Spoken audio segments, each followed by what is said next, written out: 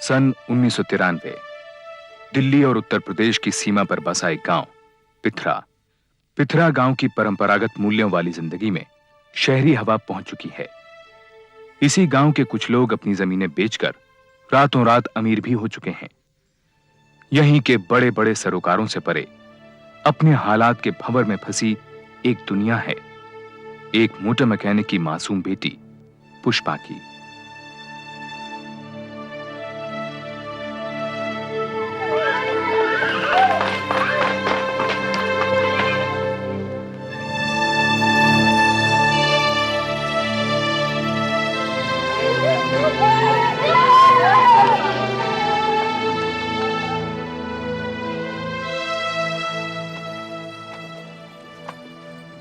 पुष्पा।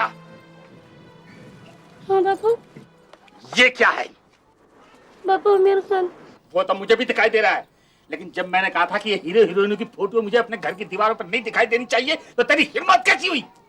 बापू आज गलती हो गई, बस आगे से नहीं होगा।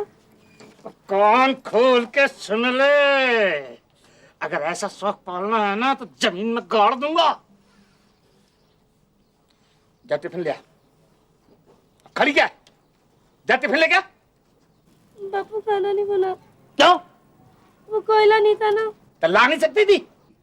वो आपसे रात को बोला तो था, लेकिन अब नशे में थे।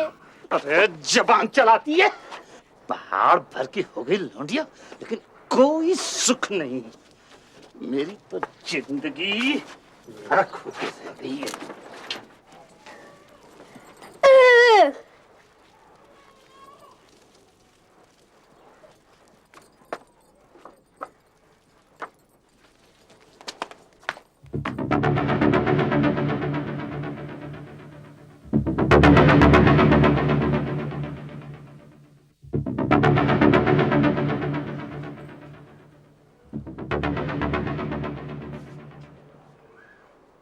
आज क्या कर रही है? नहा रही है क्या?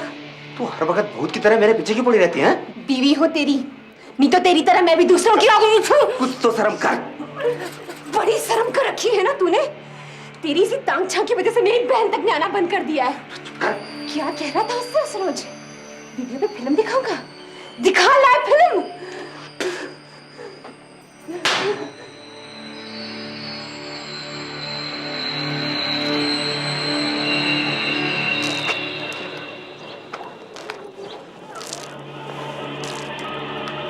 आज तो बड़ी गजब लग रही है तू, हाँ? हेमा मालिनी जैसी। चल चल अपना काम कर। काजल रोज लगाया कर, तू बड़ा फपता है तुझ पे। अब तू बड़ी हो गई, तेरा बापू छोटी छोटी बातों पे तुझ पे हाथ उठाता, मुझे बड़ी तकलीफ होती। बोला चाहिए था ना, दुकान से आके ले जाती हैं? पैसे आते रहते बाद में, तेरी अपनी दुकान है। चला जा, कितना कोयला चाहिए? नहीं, मैं बाद में ले जाऊंगी। अच्छा चल तू रुक, मैं ले आता हूँ, नहीं तो शाम को तेरा बापू आके फिर चिल्लाएगा तुझ पे। नहीं नहीं रुक, मैं आती हूँ।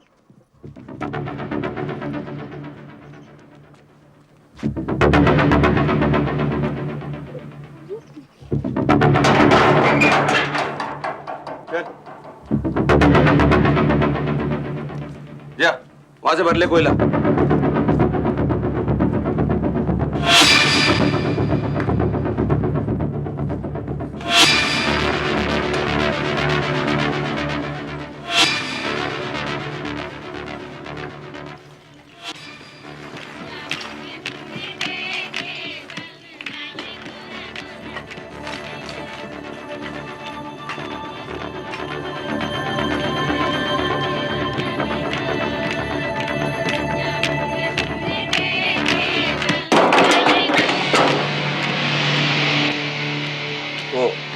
आज दुकान बंद है ना, इसलिए दरवाजा खुला दिखेगा तो कोई भी मुंह उठा चला आएगा कोला लेने के लिए, और तुझे कोला लेते देख लिया मैं मना नहीं कर पाऊंगा। हैं? भर ले, रुक क्यों गई?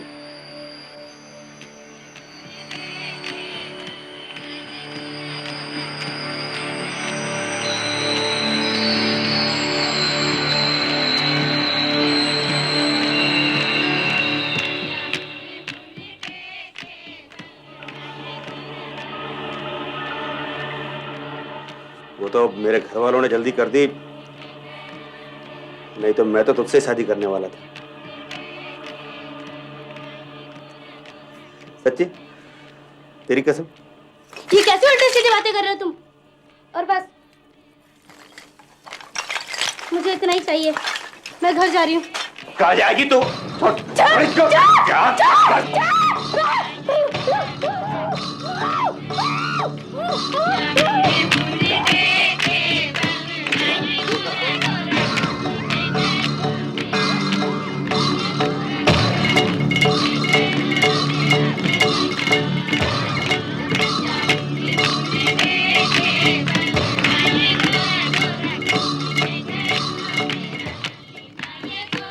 अजी सुनते हो? मैं अम्मा जी के साथ डिस्पेंसरी जा रही हूँ। ये बाजे की आवाज तो धीरे कर दो। सुन लिया क्या? डॉक्टरनी के यहाँ जा रही हूँ मैं।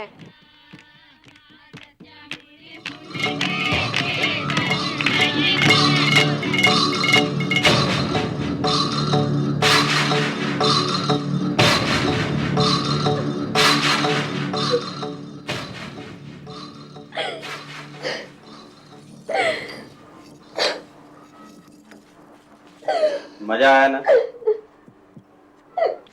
चल जा अब। और सुन, किसी को इस बात का पता नहीं चलना चाहिए।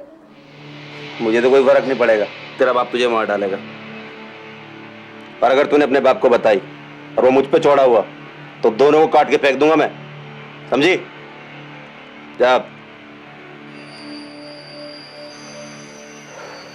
और जब जब इशारा करूं चली आया कर, पूरी औरत बना दूंगा तुझे।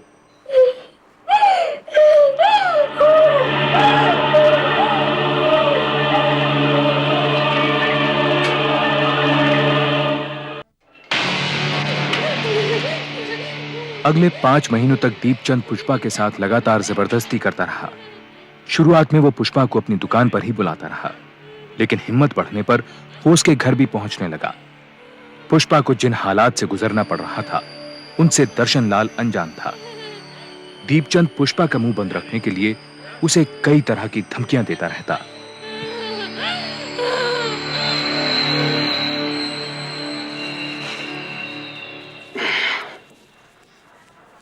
ठीक तो हो जा, तेरा बापू आ जाएगा।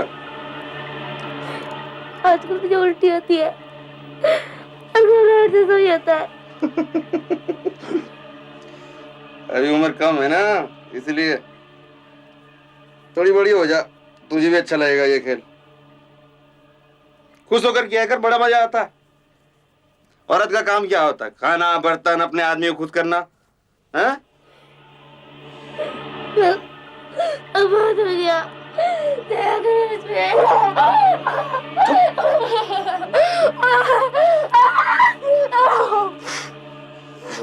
चुप करेगी ना, सबको बता दूंगा। गांव के सारे लौंडे आके दरवाजे पे लाइन लगाएंगे तेरे। ज्यादा बोलेगी बाजार में खड़ी करके कपड़े खोलूंगा तेरे। कौन दूर साली को चिनाल कहेंगी। पुष्पा की तबीयत लगातार बिगड़ने लगी। घर के कामकाज और पुष्पा की देखभाल के लिए दर्शनलाल ने पड़ोस के गांव में रहने वाली अपनी बहन को बुलवा लिया। इसी दौरान दर्शनलाल को काम के सिलसिले में शहर जाना पड़ा। पुष्पा की हालत देख बुआ ने उसे डॉक्टर के पास चलने को कहा। पुष्पी जिद नहीं करते हैं, हाँ? अरे देख तो सही अपना हाल, ना तुझे नहाने का होश है ना खाने का होश है, और कहती मुझे कुछ नहीं है। अरे मैं कहती हूँ कहीं पथरी वथरी ना हो, तेरी माँ को भी थी। तू चल मेरे साथ, उस डॉक्टरनी की दवाई खाएगी ना 2 दिन में ठीक हो जाए। चल उठ, चल जल्दी से तैयार हो जा, चल चल ना बेटा, चल उठ चल। क्या करूं, कैसे समझाऊं इसको? चल उठ। ये नीचे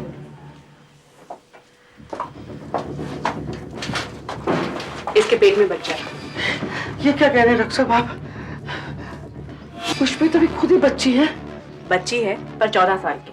इसके पेट में 5 महीने का बच्चा है। मैं कुछ टॉनिक लिख देती हूँ। डॉक्टर साहब आप एक बार फिर से चेक कर लीजिए, नहीं तो आप कहें तो मैं एक्सरे करवा लाती हूँ। ये मेरा रोज का काम है, कभी कोई मिस्टेक नहीं हुई। आपकी भतीजी माँ बनने वाली है। डॉक्टर साहब ये बच्चा गिरा दीजिए, नहीं तो मुसीबत आ जाएगी। तुम्हारा दिमाग तो नहीं फिर गया? 5 महीने के बच्चे को गिराने का मतलब है माँ और बच्चे दोनों की जान लेना। नेक्स्ट। हे भगवान, अब हम क्या करेंगे? ये तुम्हें इतनी कम उम्र में इसकी शादी कराने से पहले सोचना था। ये लो। डॉक्टर साहब, इसकी शादी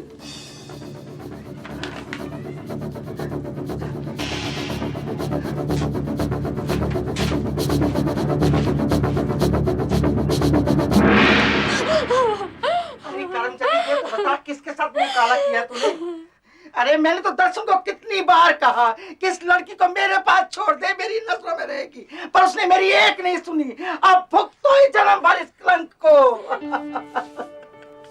अरे 4 बिरादरी वाले थू थू करेंगे हमारे पे। अरे हमारे घर की लड़की कौन लेगा? 5 महीने का पाप पड़ना इसके पेट में।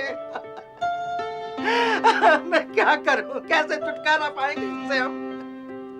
अरे अब तो बता, किसने किया ये पाप? कौन है वो? दीपचंद। दीपचंद?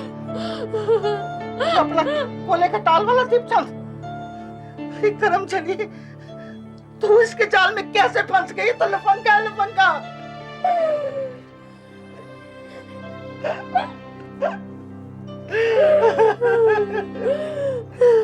मैंने कुछ नहीं किया बुआ, कुछ नहीं किया मैंने। जबरदस्ती करी उसने मेरे साथ। तूने अपने बाप को क्यों नहीं बताया? कहता था तुम दोनों बाप बेटी को काट के फेंक दूंगा, किसी को बोला था। बहुत गंदी होना, बहुत गंदी होना। मैं मार मुझे, मार दे बुआ, मुझे जहर दे दे, मुझे मार दे, मुझे जहर। पुष्पी, जहर तू नहीं खाएगी, जहर वो खाएगा। ओके, हमारे घर की इज्जत बर्बाद कर दी। अरे कीड़े पड़ेंगे तुम्हें, कीड़े सारे खानदान को पड़ेंगे।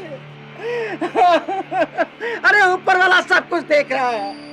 अरे अंदर मुंह छुपा के क्यों बैठा है? बाहर आके देख लूंगी तुम्हें, हमारे घर को बर्बाद कर देंगे। देखना, अब कुछ ही दिनों में ना तेरी जैसी शकल के बहुत सारे बच्चे गांव में खेलते नजर आएंगे। ज्यादा बकवास मत कर, 1 लाख पड़ेगी, होश ठिकाने आ जाएंगे। और अच्छा साली जबान बंद रख ही नहीं सकती है। कचर कचर कचर कचर।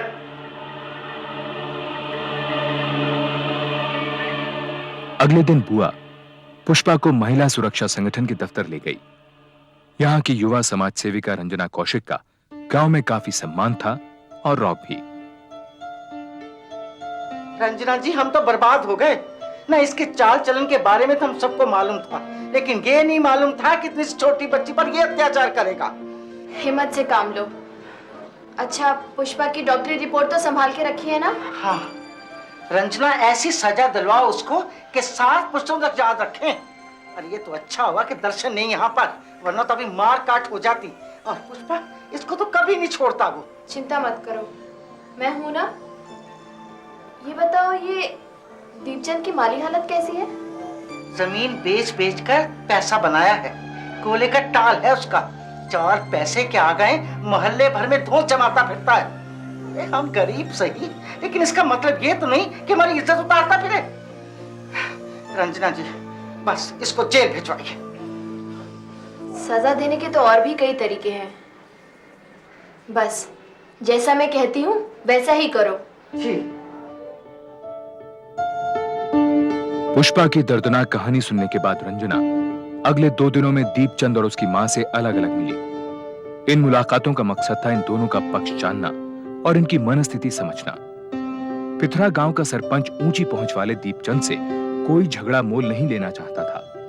उसने इस मामले में पढ़ने से इनकार कर दिया, लेकिन रंजना के काफी समझाने के बाद दीपचंद और उसकी मां पुष्पा की बुआ से मिलने के लिए तैयार हो गए। दर्शन लाल अभी भी इस पूरे घटनाक्रम से अनजान था। हमारे लड़के पर उंगली उठाने से पहले अपने घर में देख लिया होता पुष्पा की बुआ। इसकी उम्र में तो हम लोग घर से कदम बाहर नहीं निकालते थे। शादी से पहले पराये मर्द को कभी देखा तक नहीं था आंख उठाकर। और ये हर आदमी के साथ हंसी मजाक करती रहती है। बिंदी क्या, काजल क्या, नैन पालिश क्या, 1000 तरह के तो फैशन सीख रखे हैं इसने। ये तो बचपन के शौक हुआ करते हैं, तुम्हारे हमारे जमाने की बात और थी। वही तो कह रही हूँ, शौक शौक में सो गई होगी किसी के साथ। किसी और के साथ नहीं, तुम्हारे दीपचंद के साथ। इसी ने जबरदस्ती की इसके साथ। अरे गलास मंगा के बुलाता रहा उसको अपने पास बार बार। ये इसकी गोद में इसी का बच्चा है। फिर वही बात तुमने कही और मैंने मान ली। क्यों रे पुष्पा, साफ साफ बता, ये बच्चा तेरे पेट में किसका है? अरे इससे क्यों पूछ रही हो? अपने लड़के से पूछो। अरे बच्चा रोकने की दवाइयां लाकर देता रहा इसको। इसी का बच्चा पल रहा है इसकी गोद में। देख पुष्पा की बुआ, बहुत सुन ली मैंने तेरी, मेरा मुंह मत खुलवा। तू समझती है कि मैं पुष्पा को अपने घर में रख लूंगी? तो भूल जा। देखिए चुप हो जाइए क्या आप। चुप हो जाइए? अम्मा मैंने तो पहले ही मना करी थी, मत बुलाओ इन कंगलों को। हमारे रुपए पैसे पर नजर है इनके। अम्मा क्या बताऊं, बहुतों के साथ नैन मटक के कर चुकी है ये। इसके यारों की गिनती करने बैठो तो सुबह से शाम हो जाए, उसी में से किसी यार की औलाद होगी है। अरे क्यों हमारी इज्जत पर कीचड़ उछालने पर लगे हो? अरे क्यों इसकी जिंदगी बर्बाद कर दी तुमने? हैं? अरे सारा गांव जानता है तुम्हें। क्या जानता है? बोल, क्या जानता है? अरे तेरी तो औरत भी तुझे जानती है, तेरे करतूतों को। तूने तो अपने घर की नौकरानी तक को नहीं छोड़ा। तो राक्षस है, राक्षस। अरे पुष्पी के पेट में तेरी गंदगी पल रही है। अरे तो साबित करना, यहाँ क्यों तमाशा खड़ा कर रही है? बुला पुलिस को, खड़ा कर मुझे कचहरी में। अब ज्यादा बोले तो जवान क्या चलूंगा तेरी। चलो यहाँ से, उठ, निकल यहाँ से। देख लूंगी तुझे दीपचंद, मेरे भाई दर्शन को आने दे, फिर देख लेंगे तुझे। क्या क्या देख लेगी? निकल यहाँ से। जा जा, हाँ जा, देख लूंगी क्या देख लेना। अरे भगवान को पेगा तुझे, तू समझ गया ना?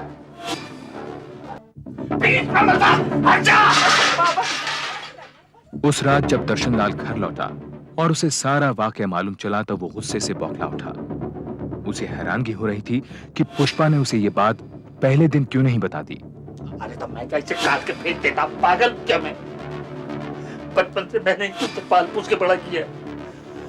कुछ में तो 1 साल की छोड़ के चली गई थी, तब से मैंने ही तो। पता नहीं क्या होगा इसका। तो रंजना बहन के साथ दीपचंद के घर गई थी कि पुष्पी को अपने घर बिठा ले, शादी कर ले इससे। पर उसने तुमको धक्के मार के बाहर निकाल दिया है ना? अरे 4 पैसे हो गए हैं तो अच्छे बुरे की नजर ही नहीं रही। क्या कह रहा था पुष्पा से?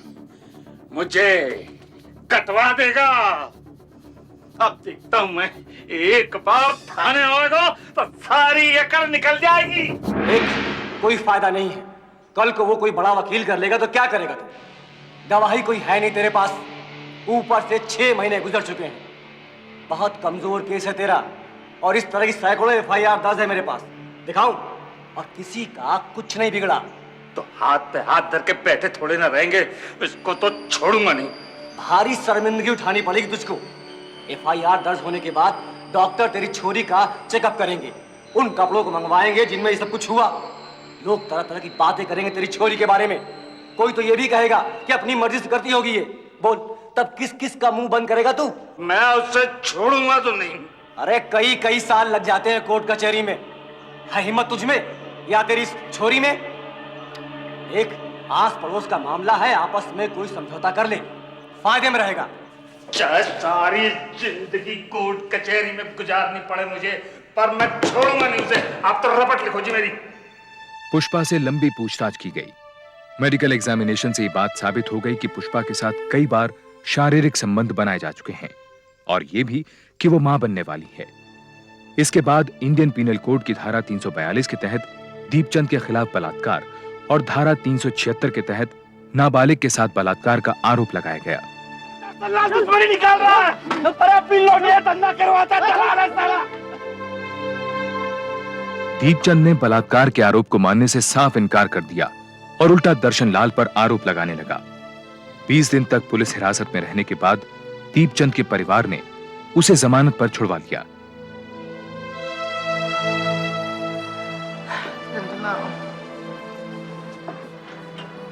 मेरे ख्याल से पुष्पा को अब रिमांड होम भेज देना चाहिए, वहाँ मामला कंट्रोल में रहेगा। रिमांड होम में तो उससे कोई बात करने वाला भी नहीं होगा, फिर वहाँ की जिंदगी भी तो बहुत मुश्किल होती है रंजना। तो यहाँ कौन सी कम मुश्किलें हैं उसके लिए? आसपास के लोग तरह तरह की बातें बना रहे हैं। रंजना, बच्चा आने वाला है, वो कैसे संभालेगी? कोई ना कोई होगा वहाँ पर। यहाँ बच्चा पैदा होगा तो और बातें बनेंगी। दर्शन, तू क्या कहता है? सुन रहे ना रंजना क्या कह रही है? बोल तू। जो करना है कर लो, मेरा माथा मत खराब करो। मैं कहीं नहीं जाऊंगी। घर का छोड़ के कहीं नहीं जाऊंगी। बुआ बापू से बोलो ना, मैं कहीं नहीं जाऊंगी, कहीं नहीं जाऊंगी, मैं कहीं नहीं जाऊंगी। पुष्पा के बार बार मना करने के बावजूद उसे जबरदस्ती रिमांड होम भेज दिया गया।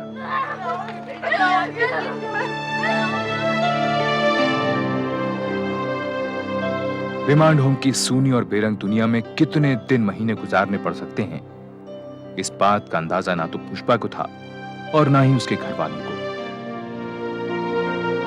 कुछ महीनों बाद पुष्पा ने एक लड़की को जन्म दिया।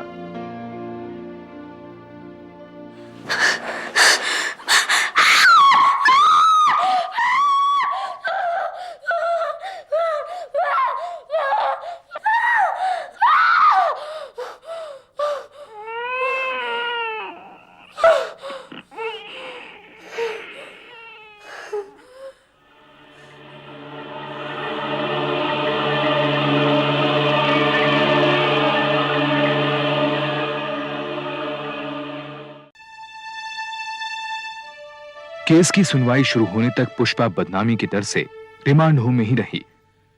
इस बीच उसके बच्चे को एडॉप्शन के लिए भेज दिया गया। मामले को सेशन कोर्ट के सामने पहुंचने में पूरे 2 साल लग गए। दीपचंद के खिलाफ इल्जाम था कि उसने 24 जून 1993 के दिन पुष्पा के साथ बलात्कार किया और अगले 5 महीनों तक उसके साथ जबरदस्ती करता रहा। दीपचंद के मुताबिक ये आरोप झूठे थे। सरासर झूठे साहब। मेरा इस लड़की के साथ कभी कोई ताल्लुक नहीं रहा। मैं तो शादीशुदा आदमी हूं। चलो, कागज तो अब सब ठीक हो गए। अब बख्शी की जुबान बंद हो जाएगी। पिछली सुनवाई में तो पीछे पड़ा हुआ था ना कि लड़की की उम्र ज्यादा है और उसकी असली उम्र छुपाई जा रही है, लेकिन आज देखूंगा उसे। आप ही का सहारा है तिवारी जी। हाँ, आपने इसे आज के लिए तैयार तो कर दिया है ना? हम बता दिया, बयान देना है ना? सिर्फ बयान नहीं दर्शन लाल, आज मंजूरी, जिसे कोर्ट में कंसेंट कहते हैं, उस पर बहस होगी। दीपचंद का वकील इससे बहुत टेढ़े बड़े सवाल पूछेगा। दीपचंद और इसके बीच में क्या हुआ उसकी सारी डिटेल पूछ सकता है। कैसे पूछेगा? मैं उसका मुंह नहीं तोड़ दूंगा। दर्शन लाल, अपने आप को काबू में रखो। केस को बिगाड़ देना चाहते हो, और वैसे भी तुम्हें अंदर आने की इजाजत नहीं मिलेगी। लड़के लड़की और इन दोनों के वकीलों के अलावा कोर्ट में आज कोई भी नहीं होगा, समझे? पुष्पा, आज तुम्हें बहुत हिम्मत से काम लेना बेटा। दीपचंद का वकील कहेगा कि तुम्हारा दीपचंद के साथ कुछ चक्कर था, तुम उसको चाहती थी, उसने कोई जोर जबरदस्ती नहीं की, और जो कुछ भी हुआ तुम्हारी रजामंदी से हुआ। लेकिन तुम्हें सिर्फ वही कहना है जो तुम पहले भी कह चुकी हो कि तुम्हारे साथ जबरदस्ती की गई थी। समझ गई ना? तुम सुन रही हो ना मेरी बात? बाबू, मुझे बहुत डर लग रहा है।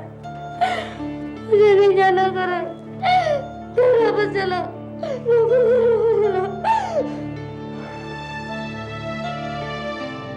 डरने की क्या बात है? मैं तो रहूंगा ना वहां पर।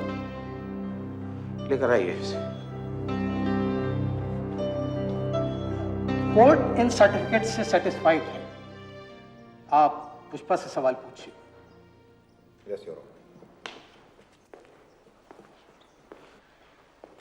हाँ, तो पुष्पा, तुमने बयान दिया है कि दर्शन लाल की गैर हाजिरी में दीपचंद तुमसे बातें करने की कोशिश करता था, तुम्हारी तारीफ करता था, अक्सर अपने घर की खिड़की से तुम्हें घूरता रहता था।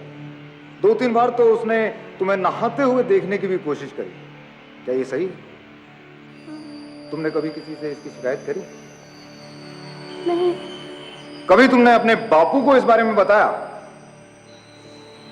नहीं। नहीं, योर ऑनर, पुष्पा ने दर्शन लाल से कभी दीपचंद की शिकायत नहीं करी, क्योंकि दीपचंद ने कभी ऐसा कुछ किया ही नहीं जिसकी शिकायत की जा सके। मेरा मतलब, सच्चाई यह है योर ऑनर कि नई नई जवानी के जोश में यह पुष्पा दीपचंद पर डोरे डाल रही थी।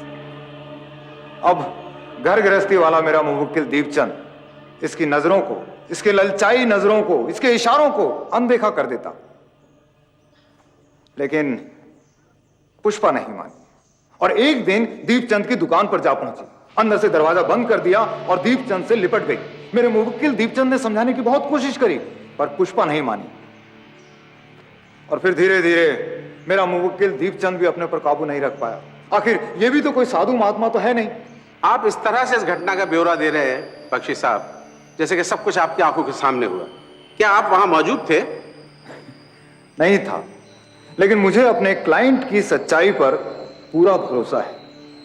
ये एक शरीफ आदमी को बेवजह फंसाने की कोशिश की जा रही है मिलॉर्ड।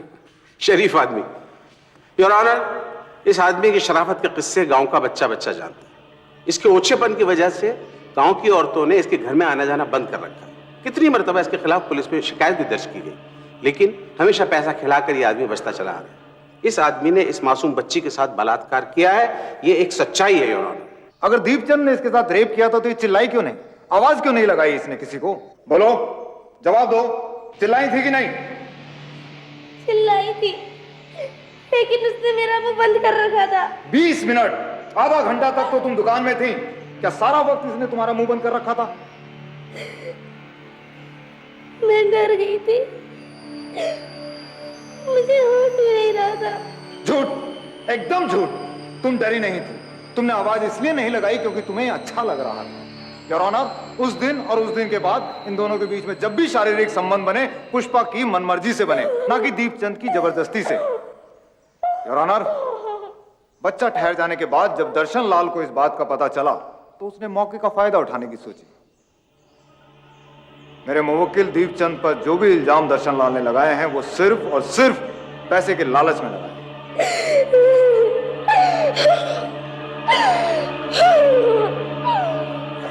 बच्ची इस हालत में नहीं है कि और गवाही दे सके, इसलिए इसे कोर्ट से बाहर ले जाइए। कोर्ट की कार्रवाई अगली तारीख तक के लिए मुलतवी की जाती है। अरे चाचा, एक बार नहीं 1000 बार कहूंगा, अपनी लौंडिया की दलाली चाह रहा है तो लौंडिया के दलाल है अपना। ये सवाल के बाद में मिजाज कर दो। इतनी इज्जत वाला था, डूब के मारा। ये इसको देखो चाचा, अब देख लूंगा मैं तुझे। इतनी इज्जत वाला को डूब के मर जाता कहीं। मेरी लौंडिया जगह जगह मुंह डाल फिर रही थी, तब काम ही तेरी इज्जत। छोटे बड़े का तो लिहाज करा कर। चुप करे तो। बेचारी पुष्पा पता नहीं कौन से जन्मों का फल भुगत रही है। भगवान जाने कैसे गुजरेगी उसकी पहाड़ जैसी जिंदगी। अरे तू कब से उसकी सगी बन गई? इतनी ज्यादा हमदर्दी है तो चली जाओ उसके साथ, मुझे कोई फर्क नहीं पड़ने वाला। लुगाइयों की कमी नहीं है मेरे पास।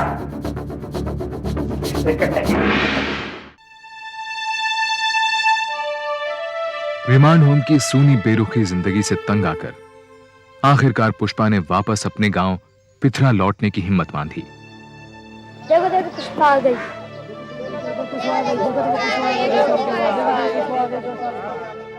पुष्पा को लेकर गांव वालों का रवैया अब भी काफी कड़वा था।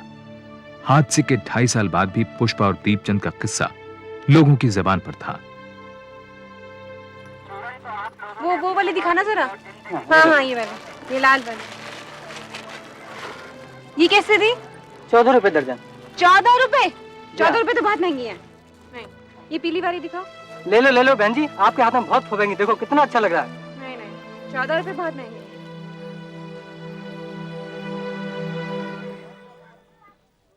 अरे ये क्या कर रही है? ला दे मुझे, चला। अब कौन लेगा इन्हें? सत्यानाश कर दिया ना। पैसे हैं मेरे पास। अरे पैसे कौन बात कर रहा है? बेचारे दीपचंद को तो तूने कचहरी में दे दिया। वो तो पैसे देने से रहा, क्या कोई नया फंसा है?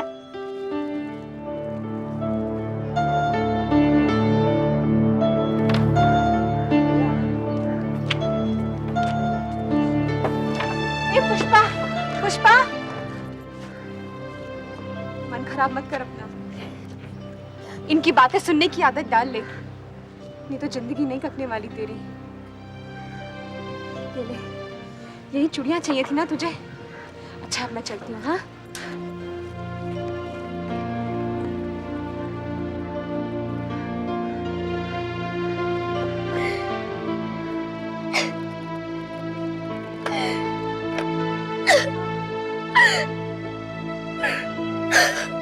ऑनर, मैं अपने मुवक्किल दीपचंद के केस के दीपचंद के वकील सुरेंद्र बख्शी ने डॉक्टरी जांच की रिपोर्ट को भी पुष्पा के खिलाफ इस्तेमाल करने की कोशिश की। मेरी जांच के अकॉर्डिंग ये लड़की सेक्स की आदी रही है और ये इंफॉर्मेशन मेरी मेडिकल रिपोर्ट में भी मौजूद है। डॉक्टर निगम, क्या इस जांच से यह भी पता लगाया जा सकता है कि लड़की के संबंध, शारीरिक संबंध, एक ही आदमी के साथ रहे? नो मिस्टर बख्शी, एक या दो या ज्यादा, ये कहना इम्पॉसिबल होगा। योर ऑनर, डिफेंस के लॉयर बार बार ये साबित करने की कोशिश कर रहे हैं कि पुष्पा के एक से अधिक पुरुषों के साथ संबंध रहे, लेकिन अपनी तमाम कोशिशों के बावजूद वो इस कोर्ट में एक भी ऐसा आदमी पेश नहीं कर सके हैं जिसके पुष्पा से किसी भी तरह के कोई संबंध रहे। डॉक्टर निगम, एक बात और बताइए, एक बालिग औरत के मुकाबले एक 14 वर्ष की बच्ची का सेक्सुअल एक्टिविटी में इन्वॉल्व होना कितना पेनफुल हो सकता है? बहुत पेनफुल हो सकता है, और फर्स्ट टाइम तो और भी ज्यादा पेनफुल होता है। और इस उम्र की लड़की के साथ अगर जबरदस्ती की जाए तो वो खतरनाक भी है। योर ऑनर, दीपचंद ने पुष्पा के साथ जो कुछ किया उसे सिर्फ दरिंदगी ही कहा जा सकता है। एक 14 बरस की मासूम बच्ची के साथ बलात्कार, फिर धमकियां देकर लगातार उसका फिजिकल एक्सप्लॉयटेशन, यहां तक कि जब उसके पेट में 5 महीने का बच्चा आ गया तब भी उसने उस पर दया नहीं। एक छोटी सी बच्ची को इस उम्र में मां बना दिया, और डिफेंस लॉयर ये कहना चाहते हैं कि ये सब कुछ पुष्पा चाहती थी, पसंद करती थी। ये जो केस अदालत के सामने रखा गया, अदालत इस निर्णय पर पहुंची कि पुष्पा की तरफ से कोई सहमति नहीं थी, और ये कि कानून के मुताबिक अगर सहमति हो भी तो नाबालिग के साथ शारीरिक संबंधों को बलात्कार ही माना जाएगा। बलात्कार और नाबालिग के साथ बलात्कार के इल्जाम में कोर्ट ने दीपचंद को 7 साल की कड़ी कैद की सजा सुनाई।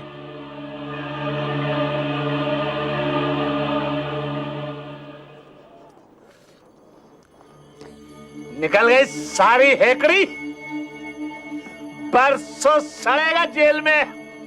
भैया बहुत पैसे खिलाए इसने, ऊपर नीचे सब जगह। 3-4 लाख तो वकीलों को ही खिला दिए होंगे, पर बचा नहीं। बचा नहीं। अरे मैंने भी कसम खा रखी थी, छोड़ूंगा नहीं साले को। बात पैसे की हेकड़ी दिखाता था ना, मैंने जमीन बेच दी। पुष्पा तेरे लिए मैं कंगाल हो गया। आइए गांव वाले, अब साले हंसते हो कि मैंने दामाद को जेल भेज दिया। सब पे केस कर दूंगा मैं। अरे दीपचंद की अम्मा, अब तो ठुमका लगा के नाच ले। अरे मिठाई खिला, तेरे लाल ने तेरा नाम रोशन कर दिया।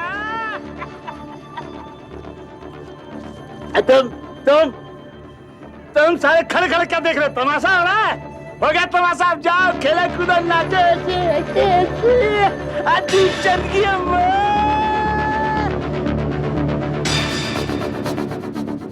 बात हुई थी वहां पर? नहीं, ऐसा कुछ नहीं हुआ। चल 10 कतले दे दे कागज।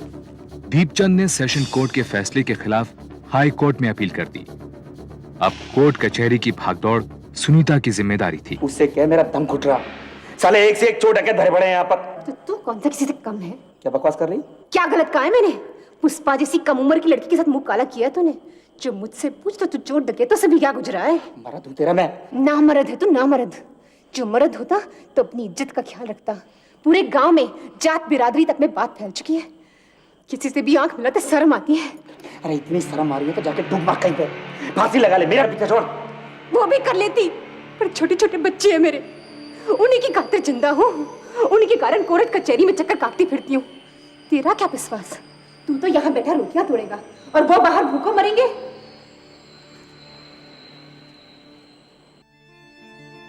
दर्शनलाल के सामने फिलहाल एक ही मकसद था, हर हाल में दीपचंद को सजा दिलवाना। दूसरी ओर बुआ पुष्पा की उजड़ी हुई जिंदगी को फिर से संवारने की कोशिश कर रही थी। बुआ ने कई जगह रिश्ते की बात चलाई, लेकिन लोगों ने पुष्पा के चरित्र पर उंगली उठाकर साफ इनकार कर दिया। आखिरकार बुआ ने एक परिवार को बातचीत के लिए मना ही लिया।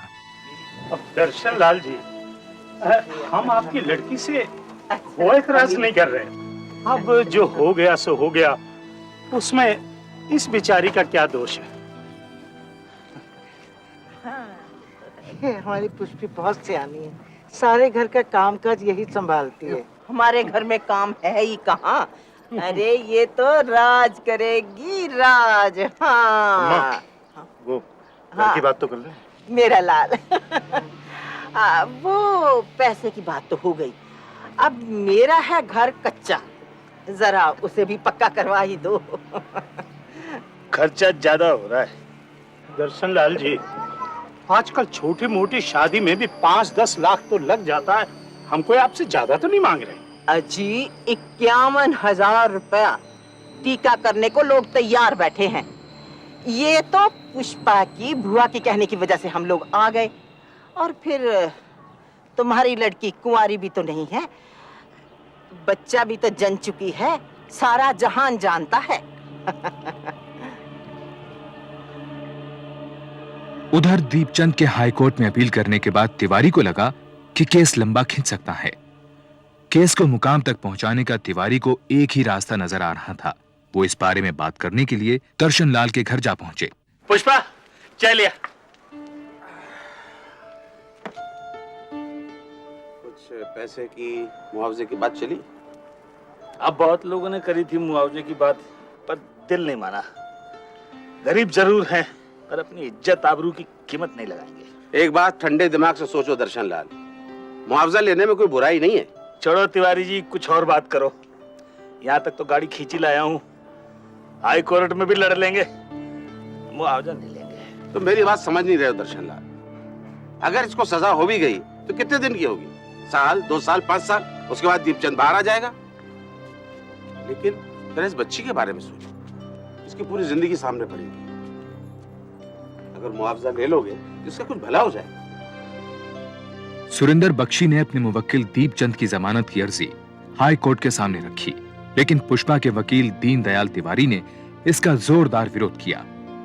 तिवारी की दलील थी कि दीपचंद से पुष्पा की जान को खतरा है, क्योंकि वो बलात्कार के समय पुष्पा को जान से मारने की धमकियां दिया करता था। Objection my Lord. Objection overruled. Prosecution lawyer की बात सुनने के बाद अदालत को लगता है कि दीपचंद जैसे कैरेक्टर के आदमी पर विश्वास नहीं किया जाना चाहिए। लिहाजा इन हालात के अंदर मुल्जिम दीपचंद की जमानत की अर्जी को नामंजूर किया जाता है। Thank you my Lord. अदालत से मेरी एक रिक्वेस्ट और है। पिछले 2.5 बरस पुष्पा के लिए बहुत तकलीफों भरे गुजरे हैं। अब उसकी उम्र 17 बरस हो चुकी है। इस केस के चक्कर में दर्शन लाल की आर्थिक स्थिति भी बहुत खराब है। वो कर्ज में डूब चुका है और इस सब का कारण है दीपचंद। इसलिए दीपचंद के सिर्फ जेल चले जाने से पुष्पा की तकलीफें खत्म नहीं हो जाती। इसीलिए पुष्पा को कोई मुआवजा भी मिलना चाहिए। माय लॉर्ड, ये तो मेरे क्लाइंट के साथ ज्यादती होगी। दीपचंद के जेल में होने की वजह से उसका सारा काम धंधा चौपट हो चुका है। घर में जमा किया हुआ जो भी पैसा था वो धीरे धीरे मुकदमे और घर खर्च में निकल चुका है। पिछली तमाम बातों को भूलकर मेरा मुवक्किल दीपचंद पुष्पा की मदद के बारे में सोच सकता है, लेकिन कैसे करे? वो तो सलाखों के पीछे है। एक रास्ता हो सकता है, अगर दीपचंद को रिहा कर दिया जाए तो वो बाहर आकर कुछ काम धंधा, कुछ कमाई करके पुष्पा के हर जाने की रकम अदा कर सकता है। अगर मुल्जिम दीपचंद पुष्पा की भलाई के लिए कुछ करता है तो अदालत उसके केस पर नरमी से गौर करेगी। मुआवजा देने से सजा कम हो जाएगी क्या? दीपचंद मुआवजा देने के लिए हरगिज तैयार नहीं था। सुनीता अगले कुछ दिनों तक उसे समझाती रही कि अगर मुआवजा देकर सजा कम हो जाए तो कोई बुराई नहीं है। आखिरकार सुनीता ने दीपचंद को राजी कर ही लिया। जो तेरे मन में आए वो कर, मुझे यहां से बाहर निकलवा बस। और इस सिलसिले में दोनों तरफ के वकीलों की मुलाकात भी तय करवा दी। दीपचंद बोलो। भैया मेरे पास देने के लिए ज्यादा रकम नहीं है। तुम्हारे पास बचने के उपाय भी बहुत कम है दीपचंद। मालूम है। कितने पैसों से पेट भरेगा इसका? कितने पैसे चाहिए इसको पुष्पा के? पुष्पा के नहीं, पुष्पा को जो तूने दुख दिए उसकी एवज में। एक ही बात है। एक ही बात नहीं है। अब देख पे दीपचंद, अब जबान संभाल के बात करने उंगली किसको दिखा रहा है तू? क्या कह रहे हो दर्शन? समझाओ वकील साहब इसको। शांति से काम। वकील साहब समझाओ, नहीं तो फिर मैं आखिरी बात बोल रहा हूँ। मुआवजे के 6 लाख रुपए चाहिए। बहुत ज्यादा है। मेरे घर में नोटों के पेड़ नहीं लगे हुए हैं। मैं 2-2.5 लाख से ज्यादा नहीं दे सकता। मंजूरी हो तो बता देना। चलो वकील साहब। अरे तो एहसान किसे जता रहा है? अपने को बकसवाने के बदले में दे रहा रकम। इसकी हेकड़ी तो देखो। अरे भूल जाओ उसकी हेकड़ी को दर्शन लाल। हमें नहीं लेना मुआवजा। ठीक है, मत लो मुआवजा, लेकिन आगे क्या होगा उसकी तो सोचो। सुप्रीम कोर्ट में केस जाएगा तो दिल्ली जाना पड़ेगा बार बार। 5-6 साल तक ये केस खींचेगा। उसका तो कुछ नहीं बिगड़ेगा, घाटा तुम्हारा हो जाएगा। और तब तक तुम्हारी लड़की 21-22 साल की हो जाएगी। उस उम्र में कौन उससे शादी करेगा? अगर सुप्रीम कोर्ट में दीपचंद जीत गया तब क्या होगा? तुम्हारी लड़की की ज्यादा बदनामी होगी। इसीलिए कह रहा हूं दर्शन लाल, ये मुआवजा मिल रहा है, ले लो। बोलो, कागजात तैयार करूं? माय लॉर्ड, सेक्शन 376 में साफ लिखा है, अदालत मुल्जिम की सजा जितना चाहे कम कर सकती है यदि कुछ विशेष कारण हो तो। और कौन सा विशेष कारण? मैं गरीब हूँ, है ना? गरीब की जरूरत सबकी भाभी, गरीब की बहन बेटियों की इज्जत लूट लो और फिर हजाना देकर के छूट जाओ। दर्शन लाल, तुम बैठ जाओ। I am sorry my Lord, ये बात अभी तक क्लियर नहीं हुई है कि ये मामला बलात्कार का है या आपसी रजामंदी का। पुष्पा को जो बच्चा हुआ वो उसकी जिम्मेदारी अब नहीं है, उसे अडॉप्ट कर लिया गया है। घर में पुष्पा और दर्शन लाल 2 ही मेंबर हैं और इनकी जरूरतों के हिसाब से मेरे ख्याल से 2-2.5 लाख रुपए का कंपनसेशन काफी रहेगा। माय लॉर्ड, सेशन कोर्ट में ये बात साबित की जा चुकी है कि ये मामला रेप का है और माइनर रेप का। इसलिए मिस्टर बख्शी कैसे कह सकते हैं कि मामला अभी क्लियर नहीं है?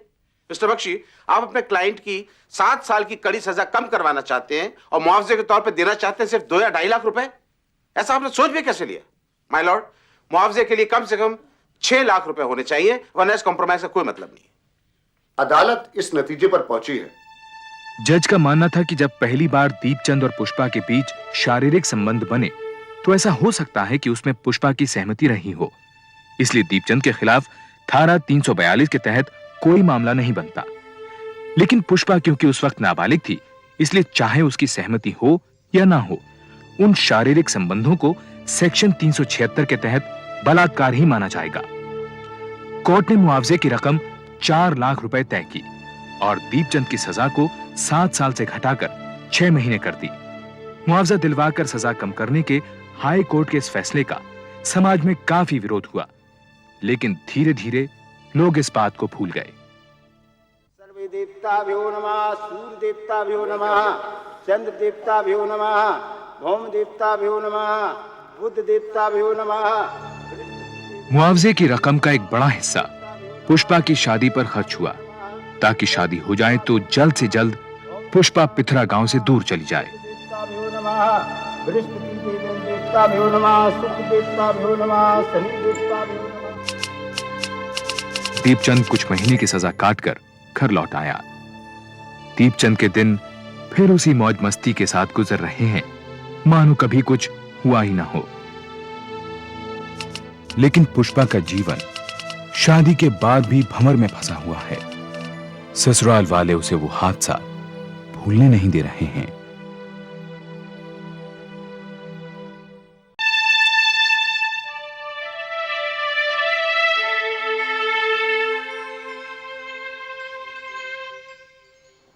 मैं सच कह रहा हूँ सुंदरी, कुछ नहीं बदला है।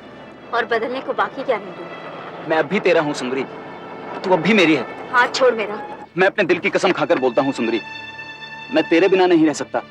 जा, वहीं जा और मरने दे मुझे मेरे हाल पे। मैं कहीं नहीं जा रहा तुझे छोड़कर, मैं तेरे बिना अधूरा हूँ सुंदरी। ओह, तो सुन ले, तू यहीं आएगा मुझसे मिलने रोज रात को, और नैनीताल मैं भी चलूंगी।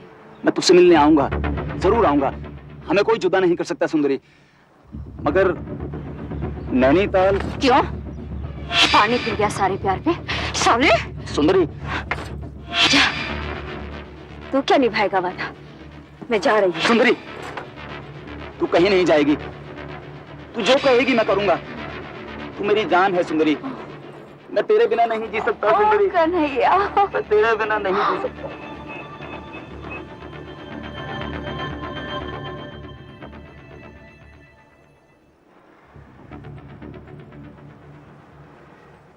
सुंदरी कन्हैया के मकान में किराएदार थी, वो और उसकी मां। मकान की छत सुंदरी और कन्हैया का रोजाना का मिलन स्थल थी, मगर वो रात और रातों से थोड़ी अलग थी। तो आज भी नहीं माना? अब जाने दो ना जी, कल बात कर लेना। अरे कल कल करते करते बात यहाँ तक कान पहुंची है। ये बोलो ना, सारे मोहल्ले को जगाना है क्या? क्यों बाप बेटा थू थू करवाने पर तो ले, कल बात कर लेना। अरे कन्हैया, तुम जाओ ना अपने कमरे में।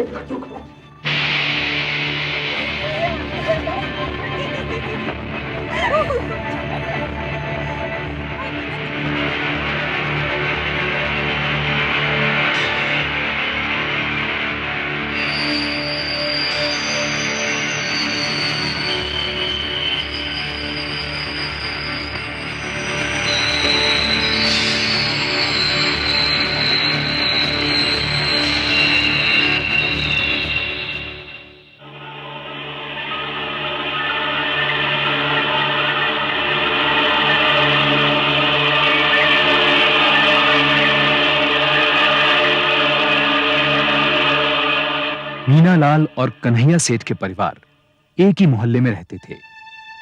लाल साहब ने शादी में 2.5 लाख रुपए बतौर दहेज दिया था, लेकिन नकद नहीं। मीना ने कन्हैया की उसके प्रति बेरुखी का यही कारण समझा। एक ही मोहल्ले में रहने के बावजूद लाल परिवार को कन्हैया और सुंदरी के बारे में कुछ पता नहीं था। अगली रात जब वो फिर छत की ओर जा रहा था। कहां जा रहा? आपको मालूम तो है। जा अपने कमरे में बहू के पास। बहू है वो आपकी? और तेरी है वो जो छत पर तेरा इंतजार कर रही? साली न जात की न रूप रंग की। अरे उसे तो मैं अभी घर से बाहर निकालता हूं। निकाल के देखो जरा। अरे कन्हैया, तेरा तो दिमाग खराब हो गया है। मालूम भी है कितना दिया है उन्होंने? कितना? शादी भी मैंने उसी के लिए की है। अरे इतनी पढ़ी लिखी बीवी तुझे मिलेगी तूने सपने में भी नहीं सोचा होगा। और कितना मुनाफा होने वाला कारोबार में तुझे। कारोबार मैं चला रहा हूं, घर मैं संभाल रहा हूं, सारे कर्ज मैं उतारे हैं। अगर मेरी जिंदगी में किसी ने टांग अड़ाई ना तो क्या?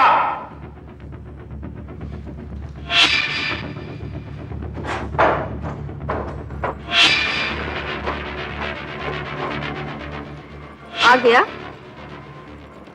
नई नवेली बीवी के मजे ले रहा था। देख सुंदरी, अपनी जुबान को लगाम दे। वाह, एक ही दिन में आंखें बदल गई। ज्यादा पसंद आ गई क्या? देख मैं दोबारा बोल रहा हूं। अरे जा, तू क्या बोलेगा? नई औरत के मिलते ही पुरानी वाली बासी लगने लगती है। चुप साली।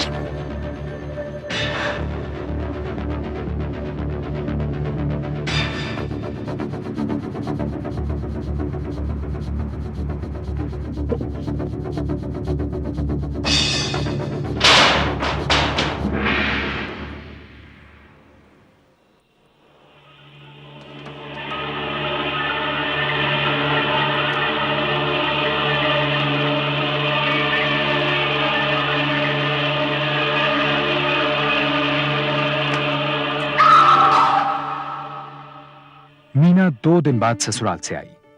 उसके चेहरे पर मुस्कान तो वही थी, लेकिन कहीं कुछ बदल गया था। वो मां से बातें करते करते चुप हो जाती थी। छोटी बहन के साथ खिलखिलाते हुए अचानक कहीं खो जाती और कोशिश करती कि वो अपने पिता के सामने कम से कम पड़े, जिनकी वो सबसे ज्यादा लाडली थी। मीना, मीना, क्या हुआ बेटे? सच सच बता, क्या बात है बेटे? मैं गुम खड़ी थी, वो सामने पतंग है ना, उसको देख रही थी। वो एकदम आप आ गए, इससे चौंक गई। नीरू आ गई कॉलेज से? अरे नीरू आएगी तो सबसे पहले सीधा यहीं आएगी ना। शादी के एल्बम में सब लोग पूछ रहे थे कि ये लड़की कौन है। बड़ी सुंदर है, शादी हो गई या नहीं? मैंने कहा ना तो हुई है और ना ही करने का इरादा है। अभी तो वो पढ़ेगी, डॉक्टर बनेगी और फिर। मीना, तुम मुझसे कुछ छुपा रही हो बेटे? कुछ नहीं पापा। ये लो एक और नैनीताल की टिकट। वैसे तुम दोनों के टिकट तो मैं पहले ही भेज चुका हूं, फिर एक और टिकट किस लिए चाहिए थी? और ये सुंदरी कौन है? उनकी मुंह बोली बहन, बोल रही थी कि साथ चलेगी। तुम दोनों के हनीमून में कोई और साथ चलेगा? मैं कुछ समझा नहीं बेटे। पापा, अभी तो मैं उस घर में नई हूँ और सब कुछ समझने में देर तो लगेगी ना। अभी तो मैं सबसे ठीक से मिली भी नहीं। आप बेकार में चिंता कर रहे हैं, ऐसी कोई बात नहीं है। सुनिए, जरा पानी दीजिए जल्दी से, मीना को चक्कर आ रहे हैं। मीना को उसके फैमिली डॉक्टर के पास ले जाया गया। उन्होंने थकावट बताते हुए मीना को कुछ दवाइयां दी और वो वापस अपने घर आ गई। अगले दिन जब वो वापस ससुराल पहुंची तो कन्हैया दुकान पर था, सुंदरी ऑफिस गई हुई थी। मीना ने खामोशी से वो एयर टिकट अपने ससुर को दे दिया।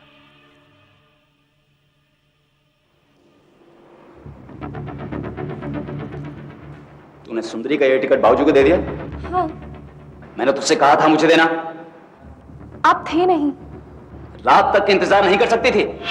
मैं समझ नहीं पा रही हूँ, आपको दिया उनको दिया क्या फर्क पड़ता है? फर्क? ठहर, तुझे अभी फर्क समझा देता हूँ। सुंदरी, क्या बात है? इसको जानती है? शादी में देखा था।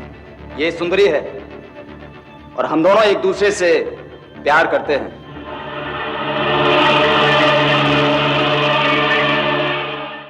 ये सुंदरी है और हम दोनों एक दूसरे से प्यार करते हैं और इसीलिए ये भी हमारे साथ जा रही है, इससे पहले कि तुझे कोई और बताए। बाबूजी को ये बात मालूम है? मालूम है, सबको मालूम है। इस घर में वही होता है जो मैं चाहता हूं, समझी? तो आपने मुझसे शादी क्यों की? तो की और कान खोल के सुन ले, ये बात घर के बाहर नहीं जानी चाहिए, समझी?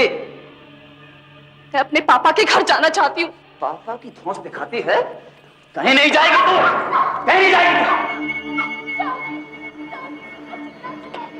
अरे देख, कन्हैया भैया की आवाज है, चल चल कर देखते हैं। अरे यार, माँ जाग जाएगी। बस बेटा, इतना ही दम है तेरे में, चल चल देखते हैं। आजा। चिल्ला चिल्ला के कहूंगी कि मेरे साथ क्या हुआ है। कहीं नहीं जाएगी। कन्हैया, इसका भी बंद कर। कहीं नहीं जाएगी। सुनती हो? अरे सुनती हो? मुझे तो एक भैया की आवाज लग रही है। अरे अब आप तो सो जाइए ना। मियाँ बीबी आपस में नहीं लड़ेंगे तो क्या गैरों से लड़ेंगे? न जाने किस मनूस घड़ी में पैदा हुआ था ये सत्यानाशी। दुखी हो गया मुझसे। मैं जाऊंगी जाऊंगी जाऊंगी।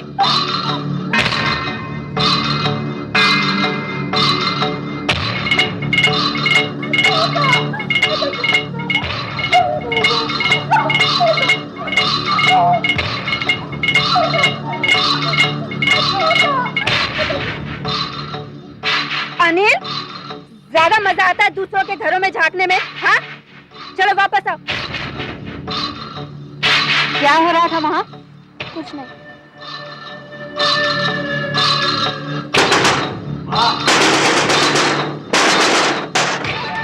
बाबूजी, मीना को कुछ हो गया है। क्या हो गया मीना? उसको दौरा जैसा कुछ पड़ रहा है और मुंह से झाग आ रहा है। अरे आप लोग आइए।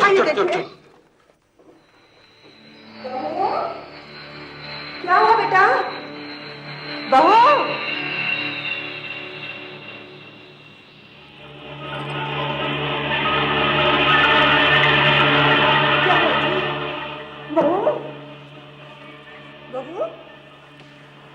क्या हुआ? अरे मैं कह रहा था संभल जा संभल जा संभल जा। बुढ़ापे में मुंह काला करना था तो कर दिया। देख। अरे क्या कर रहे हो जी? पहले डॉक्टर को तो बुलाओ। डॉक्टर ने कुछ नहीं करना है। देख तूने क्या कर डाला, देख। मैंने क्या किया है? मैं तो करीब 12 बजे छत पर चला गया था सोने के लिए। करीब 5 बजे आंख खुली तो मच्छर काट रहे थे। मैं नीचे आया, मीना ऐसे ही सजी हुई थी, उसको दौरे पड़ रहे थे। मैं घबरा कर आप लोगों को बुलाने चला आया। सेठ ने दुनिया देखी हुई थी। बात बिगड़ने के डर से उन्होंने सबसे पहले अपने वकील को बुलवाया। उसके बाद लाल साहब के घर खबर दी गई।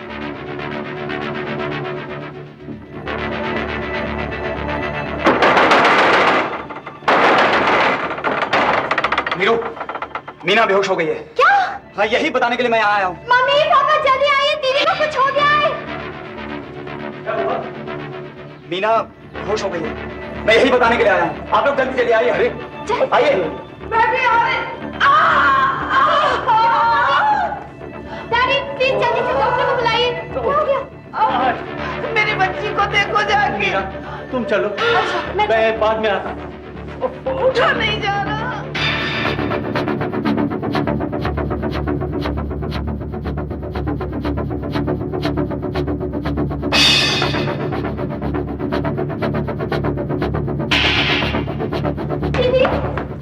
दीदी क्या हुआ? जल्दी करिए ना, अस्पताल ले जाना होगा। अरे अस्पताल का है, हमें तो लगा इससे कोई दौरा वोरा पड़ा है और क्या है। अरे आपको दिख नहीं रहा है कि क्या हालत हो रही है? दीदी, पापा,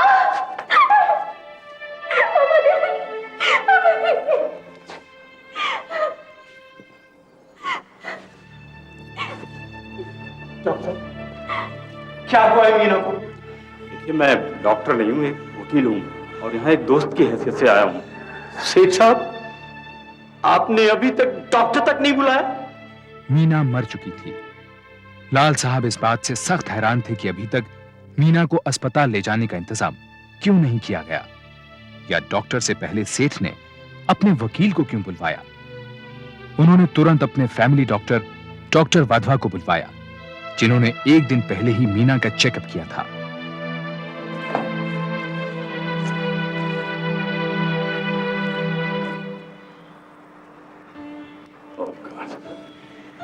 साल हो गए, लेकिन इस बच्ची की मौत सुबह 5 बजने के कम से कम 2-3 घंटे पहले हो चुकी है। देखिए हम सच बोल रहे हैं साहब। सुबह 5 बजे जब कन्हैया छत से नीचे उतर के आया तो उस वक्त इसको दौरा पड़ रहा था। वो तो खैर पोस्टमार्टम की रिपोर्ट के बाद मालूम हो जाएगा।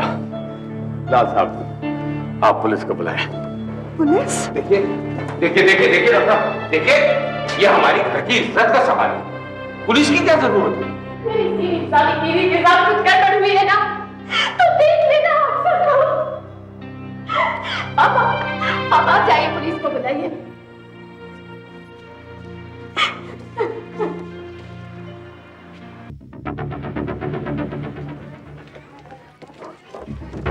सच्ची में अम्मा, वो जो रहती है ना वहाँ सुंदरी, वो और कन्हैया भैया और तीसरी वाली रो रही थी।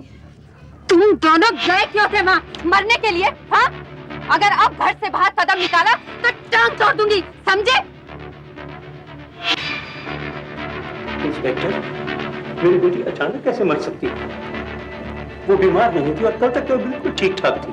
आप कहना क्या चाह रहे हैं मिस्टर लाल? मैं कुछ कहना नहीं चाहता, लेकिन मुझे लगता है इस मामले में कुछ गड़बड़ जरूर है। देखिए लाल साहब, मेरा एक्सपीरियंस ये कहता है गड़बड़ की सिर्फ 3 वजह हो सकती हैं, सर, चोरू या जमीन। यहाँ पर ऐसी कोई बात है क्या? ऐसी कोई बात नहीं है, लेकिन मैंने मीना के गले पे खरोचों के निशान देखे। अरे सेठ साहब,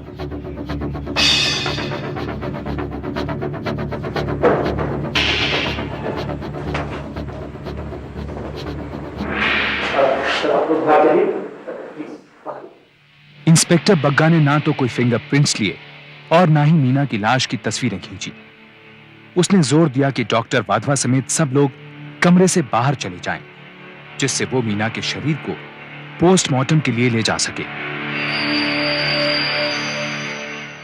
ये पुलिस इंस्पेक्टर अंदर क्या कर रहा है और वो लोग उससे क्या बात कर रहे हैं? मुझे तो कुछ समझ नहीं आ रहा है। भाई लाल साहब, मुझे तो इस मामले में कुछ गड़बड़ मालूम होती है। अब सब कुछ पोस्टमार्टम की रिपोर्ट के बाद मालूम चलेगा। सेठ साहब आप चलिए। आप नहीं लाल साहब, हम सब जरा कमरे को शिफ्ट कर देना। जी सर।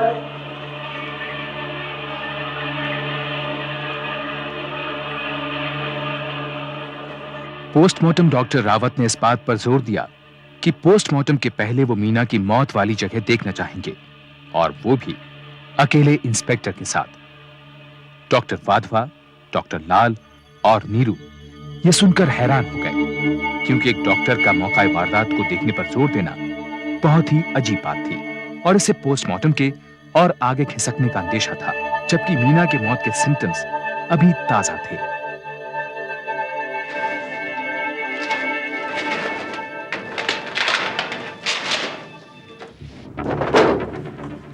इंस्पेक्टर, ये डॉक्टर लाल ने अपने एफआईआर में क्या लिखवाया है?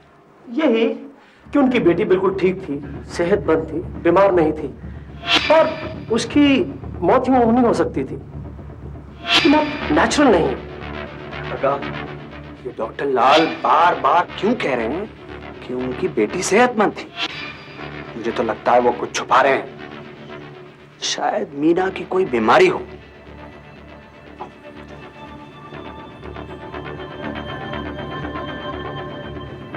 जब तक डॉक्टर रावत वापस आए और उन्होंने पोस्टमार्टम किया, तब तक शाम के 5 बज चुके थे, यानी मीना के मौत के करीब 12 घंटे बाद। और मौत के 12 घंटे बाद यह पता लगाना नामुमकिन था कि मीना की गर्दन पर खरोंचों के निशान मौत से पहले के थे या बाद के। मैंने सारी संभावनाएं देख ली, उसका पेट बिल्कुल खाली है। ये एक नेचुरल डेथ है। वो अचानक दिल के दौरे से मरी है। इसे मेडिकल लैंग्वेज में सिंकोपी कहते हैं। मनमंतर अष्टाविंशति तमे जुगे कलिजुगे कलि प्रथम चरणे। इस नई दुल्हन की रहस्य भरी यकायक मौत ने शहर में सनसनी फैला दी। सारे न्यूज़पेपर्स की हेडलाइंस में इसका जिक्र किया गया। कोई भी इस बात को हजम नहीं कर पा रहा था और सब कुछ इतना जल्दी हुआ था कि लाल साहब को कुछ भी करने का वक्त ही नहीं मिल पाया।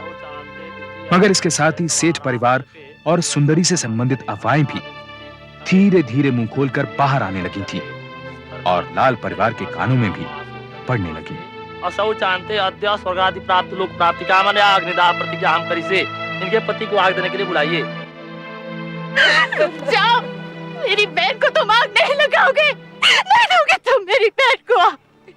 पापा वो ठीक कहती है, तुम मीना को आग नहीं दोगे और अगर ऊपर ईश्वर है तो तुम भी नहीं बचोगे।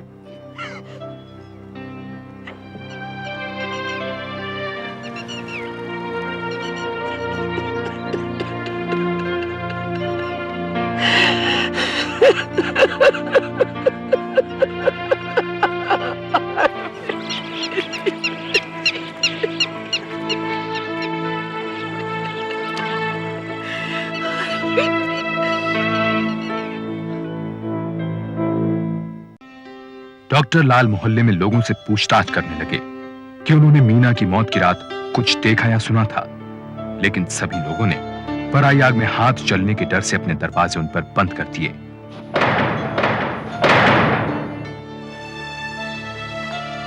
इंस्पेक्टर, आपको मैं आधे घंटे से यह बताने की कोशिश कर रहा हूं कि उस रात मोहल्ले के लोगों ने बहुत कुछ देखा और सुना।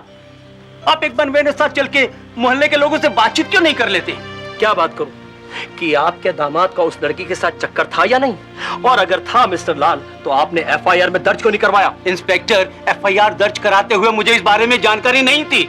आई एम सॉरी, इस वक्त मैं कुछ नहीं कर सकता। I am of duty.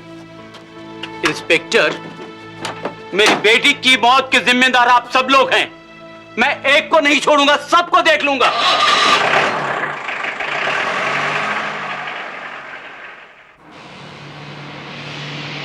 Kanhaiya, क्या बात है? आज तू बहुत परेशान दिख रहा है।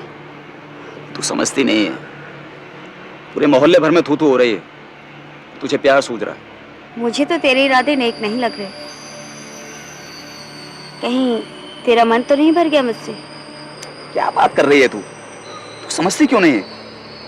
मुसीबत में दिमाग से काम लिया कर, दिल से नहीं। तू 2-3 महीने के लिए अपने किसी रिश्तेदार के यहाँ क्यों नहीं चली जाती? इसी बीच मामला भी ठंडा हो जाएगा और तू किसी दूसरी औरत से शादी करने के लिए तैयार हो जाएगा। मैं कहीं नहीं जाऊंगी, और वैसे भी मेरे जाने से और बातें बनेंगी। डॉक्टर लाल ने हिम्मत नहीं हारी और वो मीना की हत्या के सुराग की तलाश में भटकने लगे। और एक दिन उन्हें अनिल मिला, जो इस घटना का इकलौता चश्मदीद गवाह था। उस रात कन्हैया भैया और मीना दीदी के बीच बहुत लड़ाई हो रही थी। कन्हैया भैया और मीना दीदी के बीच लड़ाई हो रही थी? तुम्हें कैसे पता? मैंने छत से सब कुछ देखा था, वहाँ सुंदरी भी थी। अनिल, क्या कर रहा है यहाँ? हाँ? चल अंदर। देखिए, बच्चा कुछ बता रहा था। अरे क्या कहेगा ये?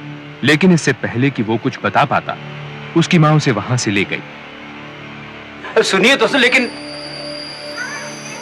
अब तक लाल साहब मीडिया से सिर्फ इसलिए बच रहे थे कि उनकी बेटी की मौत एक तमाशा न बन जाए, मगर अब उन्होंने ठान लिया था कि मीना के हत्यारे को सजा मिलनी ही चाहिए।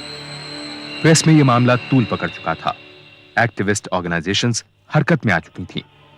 प्रेस के बढ़ते दबाव और पब्लिक ओपिनियन के मद्देनजर यह मामला सीबीआई को सौंप दिया गया और ये बंद हो चुका केस दोबारा खुल गया। लेकिन तब तक अनिल और उसकी मां ये मोहल्ला छोड़ चुके थे।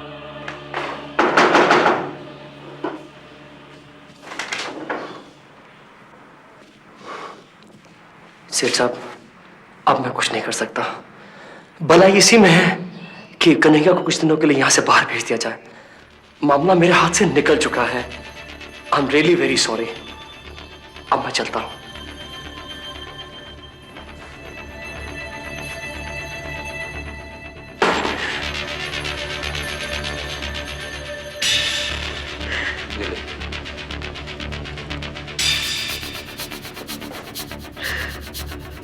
नई दिल्ली चला जा और अपने ठिकाने की खबर मुझे देते रहना।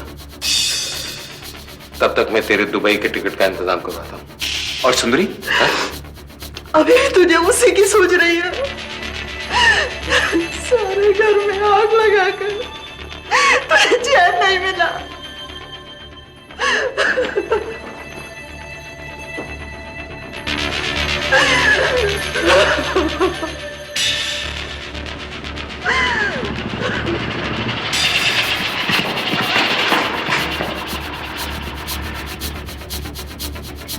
कन्हैया के फरार होने की खबर अगले दिन सारे न्यूज़पेपर्स की हेडलाइंस पर छा गई।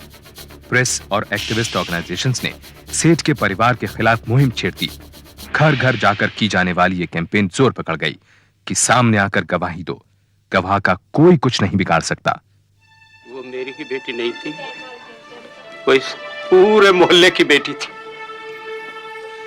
इन्हीं गलियों में आप लोगों की उंगलियां पकड़कर ही वो बड़ी हुई। आप लोग सब कुछ जानते हुए भी इस मामले में कुछ नहीं बोलेंगे।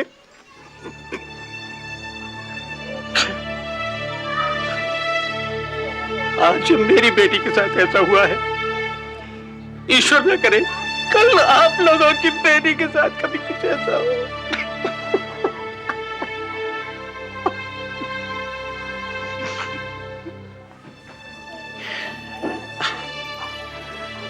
मेरी बेटी को 3 दिन के बाद ही उसकी शादी की उसको मार डाला गया।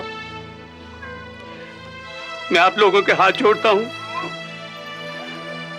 उसकी मौत की रात अगर आप लोगों में से किसी ने कुछ देखा सुना हो तो ईश्वर के लिए हमारी मदद कीजिए। इन सभाओं और जनता तथा प्रेस के गुस्से से सीबीआई पर मीना की मौत की गुत्थी सुलझाने का दबाव बढ़ने लगा। सीबीआई की तरफ से यह केस भैरव सिंह को सौंपा गया। वो घर घर जाकर चश्मदीद गवाह को ढूंढने की कोशिश करने लगा। कन्हैया तक पहुंचने के लिए उसने सुंदरी का पीछा करना भी शुरू कर दिया।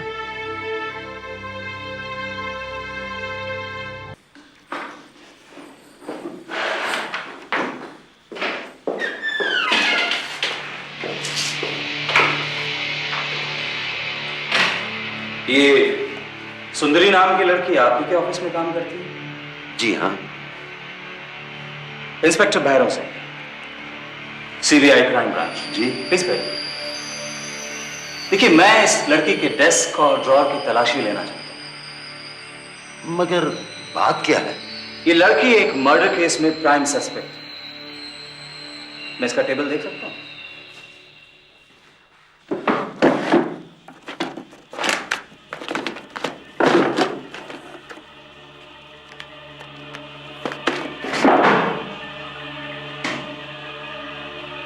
अच्छा, एक बात बताइए,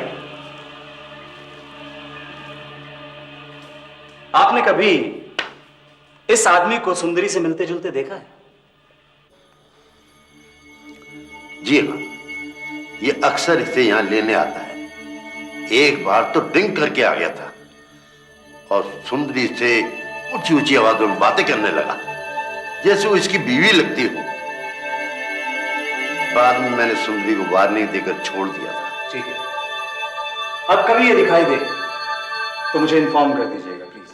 इसकी नौबत नहीं आएगी। मैं सुंदरी को नौकरी से निकाल रहा हूं। Anyway, thanks. सुंदरी को नौकरी से निकाल दिया गया। वो जगह जगह नौकरी की तलाश में भटकने लगी। भैरव सिंह ने ख्याल रखा कि सुंदरी को कहीं नौकरी ना मिले। वो सुंदरी का लगातार पीछा करने लगा और एक दिन एक फोन करना है।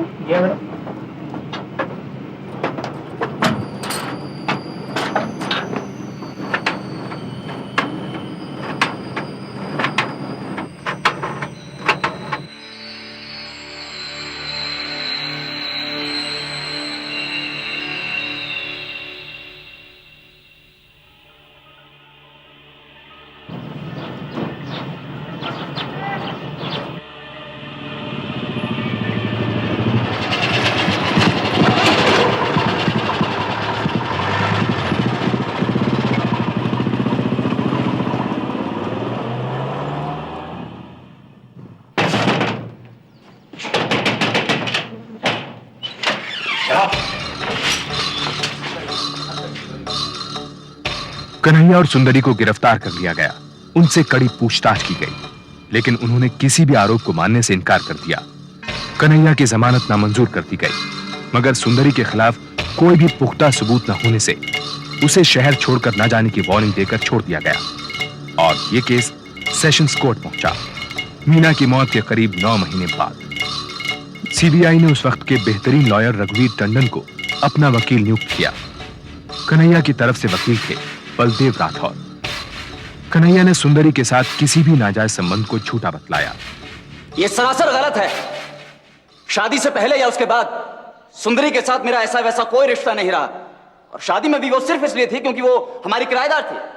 कन्हैया, मीना के पिता ने तुम्हारे खिलाफ यह इल्जाम लगाया है कि उस रात तुम और सुंदरी दोनों ने मीना से झगड़ा किया और बाद में उसका कत्ल कर दिया। क्या बकवास है ये? उस रात बहुत गर्मी थी, मैं छत पर सोने चला गया। मैंने मीना से भी कहा कि चल छत पर सोते हैं, वो मानी नहीं। सुबह करीब 5 बजे मेरी आंख खुली, मच्छर काट रहे थे। मैं नीचे आया तो देखा मीना पेट के बल लेटी हुई है और उसको दौरे पड़ रहे हैं। मुझे कुछ भी समझ में नहीं आया। मैं नीचे गया घबराकर और बाबूजी को बुला लाया। उन्होंने फिर आकर मीना को सीधे लिटाया। मीना किस हाल में थी? उसके मुंह से झाग निकल रहे थे। और उसकी गर्दन पर कुछ निशान थे? जी नहीं। ये झूठ बोल रहा है। उसकी गर्दन पर निशान थे, शरीर नीला पड़ चुका था और अकड़ गया था। इससे साफ जाहिर था कि मेरे पहुंचने से 2-3 घंटे पहले ही उसकी मौत हो चुकी है, और यही वजह थी इन्होंने मेरी बेटी को दुल्हन की तरह सजा रखा था। हमें कुछ छिपाने की जरूरत नहीं थी, बल्कि मीना उस बीमारी से मरी जो लाल साहब ने हमसे छिपाई, एपिलेप्सी। और यही वजह थी कि लाल साहब ने अपनी बेटी की शादी में इतनी जल्दबाजी की। वो बिल्कुल ठीक थी। जल्दबाजी इनकी तरफ से थी, क्योंकि इनका लड़का उस लड़की के चक्कर में था जिसे ये फूटी आंख नहीं देखते थे। ये झूठ है। वो बीमार थी। उस रात भी उसने सोने से पहले दवाई ली थी। और सुंदरी के बारे में मैं बता चुका हूं, वो सिर्फ हमारी किराएदार थी। मैंने कभी उससे ढंग से बात तक नहीं की। इस सब के बीच भैरव सिंह ने सुंदरी को फिर पूछताछ के लिए बुलाया। देखो सुंदरी, यह साबित हो चुका है कि तुम दोनों के संबंध थे। उस रात क्या हुआ था, अब मुझे साफ साफ बता दो। देखो सुंदरी, उस रात की तुम्हारी सारी हरकतों का गवाह वो बच्चा अनिल भी। और जिस दिन वो बच्चा मिल गया ना, तब तुम्हें कोई नहीं बचा पाएगा। जिंदगी भर के लिए अंदर जाओगे तुम। उस रात 2 से 3 के बीच जो झगड़ा हुआ था, उस वक्त तुम कमरे में थी? हाँ। और कौन था? मीना और कन्हैया। झगड़ा मीना और तुम दोनों के बीच हुआ था? हाँ, लेकिन मीना उस समय जिंदा थी। फिर मैं और कन्हैया छत पर सोने चले गए। सुबह 5 बजे कन्हैया नीचे आया। उसने मुझे आवाज दी। मैं जब नीचे गई तब तक मीना मर चुकी थी। कन्हैया बहुत डरा हुआ था। सारा तकिया खून और थूक से लथपथ था। उसने कहा मीना दौरे पड़ने से मरी है। कन्हैया के कहने पर मैंने मीना के कपड़े बदले, तकिए और चादरें हटा दी। बस उसके बाद फिर मैं अपने कमरे में चली गई। लेकिन तुम लोगों ने उसका मेकअप क्यों किया? उसे इतना सजाया संवारा क्यों? क्योंकि उसका सारा शरीर नीला पड़ चुका था। ओह, इसका मतलब मीना की मौत को तब तक 2-3 घंटे हो चुके थे। देखो सुंदरी, तुम्हें ये सारी बातें कोर्ट में कहनी होगी। लेकिन जब तक भैरव सिंह सुंदरी के नाम का वारंट लेकर पहुंचा, तब तक वो जा चुकी थी, न मालूम कहां। सुंदरी के जाने से कन्हैया के मर्डर करने का मोटिव जा चुका था। रघुनाथ टंडन के पास अब एक ही चारा बचा था कि मीना की मौत को अननेचुरल साबित कर दें। और एपिलेप्सी के फिट में आदमी उस तरह से नहीं चिल्लाता जैसा कि मीना चिल्लाई थी। उसके आसपास तमाम किस्म की दवाइयां पाई गई। उस रात भी उसने दवाई ली थी। हो सकता है ये उसी का रिएक्शन हो। उसका पेट खाली था योर ऑनर, ये पोस्टमार्टम की रिपोर्ट से जाहिर है। और फिर उसकी गर्दन पर पड़े हुए निशानों के बारे में आप क्या कहें? इंस्पेक्टर बग्गा के अनुसार वो निशान उसकी गर्दन पर तब पड़े जब उसके घर वालों ने उसको रिवाइव करने की कोशिश की। यही पोस्टमार्टम के डॉक्टर रावत की भी रिपोर्ट है। पोस्टमार्टम जानबूझकर मौत के 12 घंटे के बाद किया गया योर ऑनर, और तब तक यह पता लगाना भी मुश्किल था कि ये निशान मौत के पहले के हैं या बाद के। और इंस्पेक्टर बग्गा ने तो ना फिंगरप्रिंट्स उठाए हैं योर ऑनर और ना ही लाश की कोई फोटोग्राफ खींची है, और बिना पूरी तरह से इन्वेस्टिगेशन किए केस को बंद करवा दिया गया। जबकि डॉक्टर लाल बार बार ये कहते रहे हैं कि उस रात पूरे मोहल्ले ने चीखें सुनी है। इंस्पेक्टर बग्गा का बयान गलत साबित पाया गया। उसको अगले ही दिन सस्पेंड कर दिया गया और यह केस शायद रहस्य ही बनकर रह जाता अगर इंस्पेक्टर भैरव सिंह को वो सबूत नहीं मिलता जिसकी उसे बेसब्री से तलाश थी। अच्छा बताओ, तुम्हें वहां से सीधे नजर आ रहा है कन्हैया का कमरा? जी बिल्कुल, अभी वहाँ कोई नहीं है। और उस रात? मैंने वहाँ कुछ नहीं देखा था, अनिल ही देखता रहा और अनिल ने मुझे कुछ नहीं बताया। तुमने पूछा नहीं? उस रात वो बहुत डरा हुआ था। उस दिन के बाद वो और उसकी माँ मोहल्ला छोड़ के चले गए। अच्छा एक बात बताओ बेटा, तुमने उस रात कुछ सुना था? कोई आवाज? हाँ, एक लड़की की आवाज नहीं, 2 लड़की की चिल्लाने की आवाज सुनी थी। अच्छा हमें बताओ कि क्या सुना था, कैसी आवाज थी? मुझे छोड़ दो, मुझे जाने दो, मुझे छोड़ दो। भैरव सिंह को मालूम हो गया कि अनिल और उसकी माँ वापस लौट आए हैं और मोहल्ले वालों ने सेठ परिवार के डर से उन्हें छुपाए रखा। देखो डरते नहीं, तुम्हें किसी से भी डरने की कोई जरूरत नहीं है। चलो अब आराम से हमें बताओ कि उस रात तुमने क्या देखा। शाबाश। उस रात हम छत पर सो रहे थे।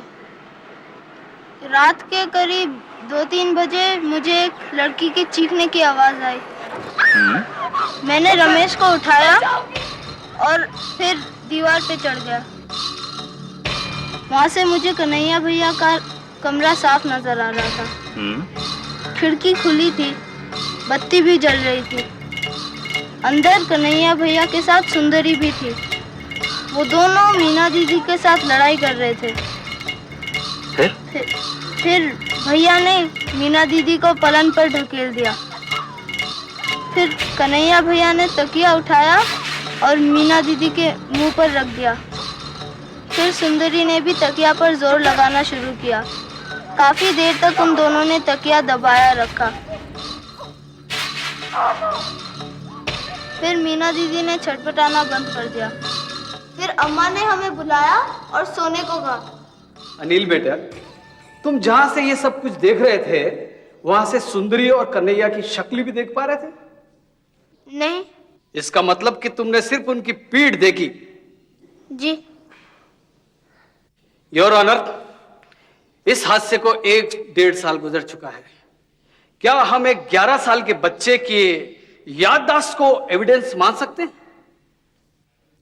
गवाहों के बयानात और बाकी सबूतों से सेशंस कोर्ट ने अपना निर्णय 1 महीने के अंदर सुना दिया। मीना की मौत का राज अनिल की गवाही से खुल गया था। कन्हैया को मीना की हत्या का दोषी ठहराते हुए उसे आजीवन कारावास की सजा सुनाई गई। लेकिन कन्हैया ने इस फैसले के खिलाफ हाई कोर्ट में अपील की। हाई कोर्ट ने अपने निर्णय में कहा कि कन्हैया के पास मीना को कत्ल करने का कोई खास मकसद नहीं था। अनिल की गवाही को भी रद्द कर दिया गया क्योंकि वो मीना की मौत से करीब 1 साल बाद हुई थी और जहां से उसने इस घटना को देखा था वहां से वो किसी का चेहरा नहीं देख पाया था। जज ने यह भी कहा कि मीना की मौत रहस्य के घेर में रहेगी और शायद मीना की हत्या ही की गई हो। लेकिन कन्हैया को बेनिफिट ऑफ डाउट देते हुए छोड़ दिया गया। तब तक वो 2 साल जेल में काट चुका था।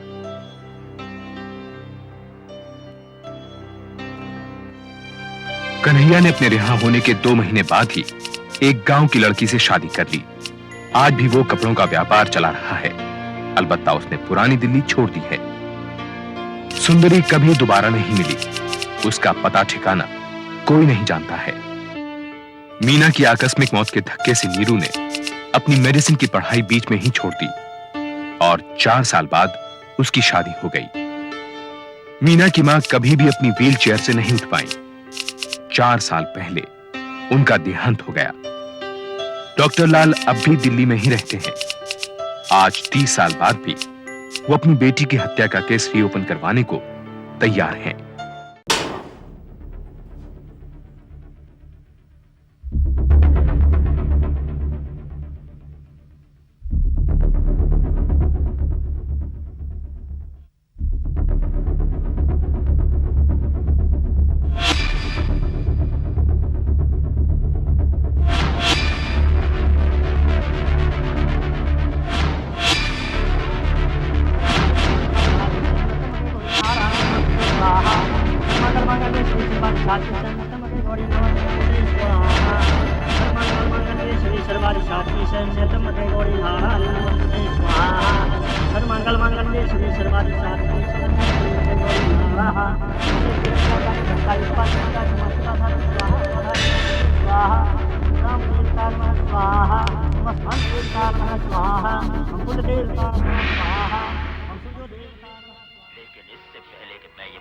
रमली, बहरा करेगी के?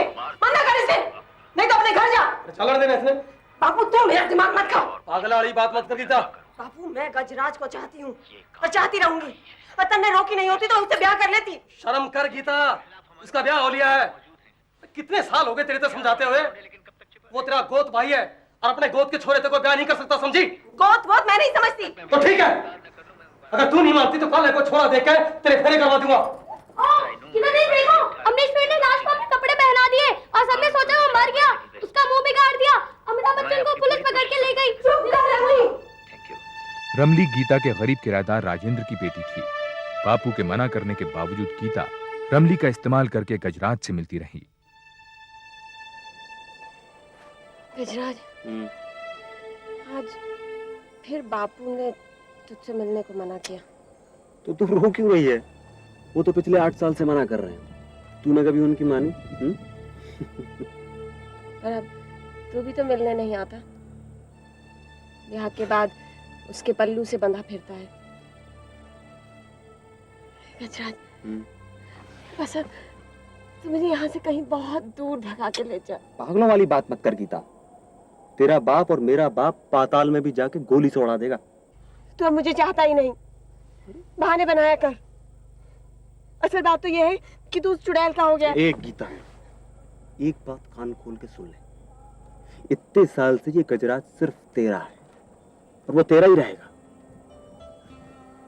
मेरी जोरू चाहे मेरी जमीन जायदाद कुछ भी ले ले, लेकिन गजराज का दिल सिर्फ गीता का है। समझी कुछ? इस तरह 1 साल बीत गया। गीता मिन्नतें करती रही और गजराज अपनी बीवी के करीब जाता रहा। फिर गजराज की बीवी गर्भवती हुई और गीता का सब्र टूट गया। गीता, पागल हो गई तू? नहीं तो कभी हूँ मैं पागल। बात तो सुन तू मेरी। नहीं सुनती। जो उन्हें सुना बता दे कोई छोरा छुड़ाने मुझसे पीछा। ये सामने तमाशा करना जरूरी है। अरे मैं जबान दे चुका हूँ, मैं सिर्फ तेरा हूँ। वो बच्चा होना चाहिए था। अगर तू मेरी बात मान लेता और भाग चलता तो ये नौबत नहीं आती। अब रो मत। रोती बिल्कुल अच्छी नहीं लगती थी। मुझे कुछ सोचने दे। 8 साल हो गए तुझे सोचते। अब जो करना है मुझे करना है। अच्छा मेरी माँ, जो करना है कर लियो। चल अब अंदर चल। नहीं, तू मेरी प्लान सुन ले। सुन लूंगा, पहले अंदर चल। सुन। बोल।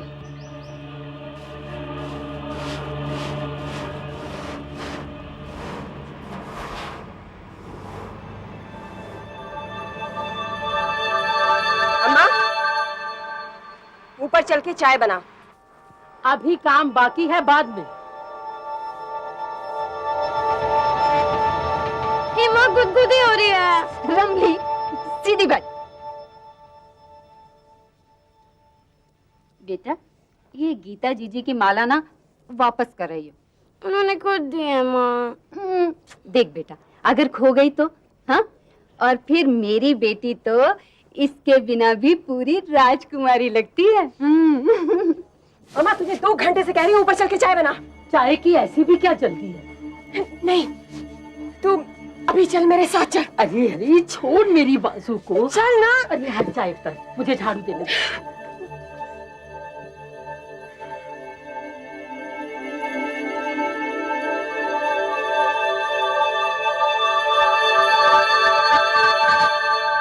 रमली ऊपर आ। आती हूँ दीदी, अलता तो सूख ले। अभी आ जल्दी। आई। अरे आलता तो सूखने दे। गीता दीदी बुला रही है, माँ जाने दो ना। अरे भाई जाने दो ना बेचारी को। जा बेटा जा, खेल ले। शाबाश।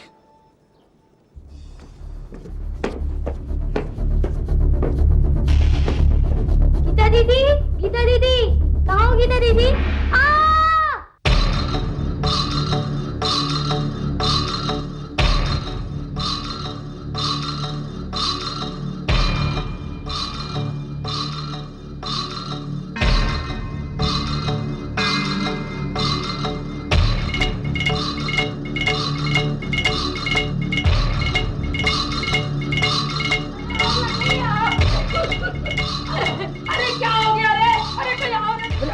अरे आग लगी, चलो चलो चलो।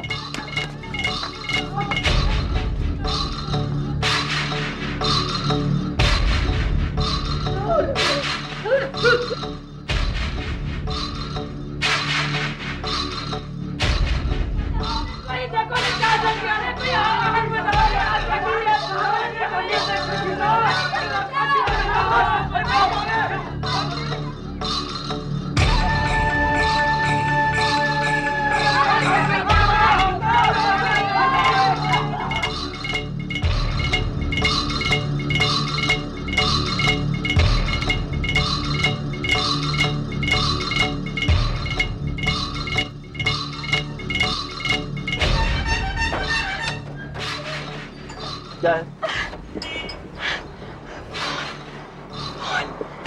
करो।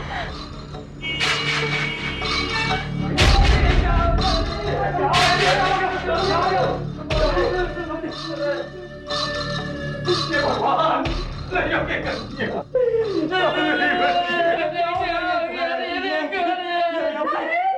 ये तो मेरे बच्चे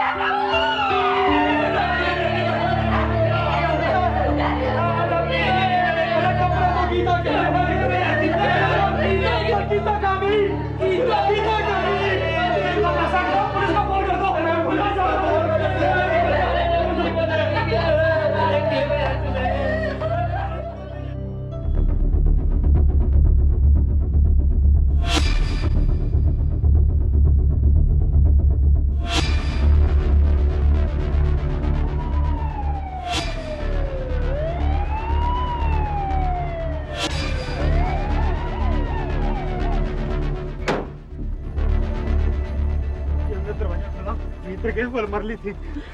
दूसरा सा उसको पहचान नहीं पाया क्योंकि उसने गीता के कपड़े पहन रखे थे। आइए आइए चलिए चल के देखिए आइए आइए।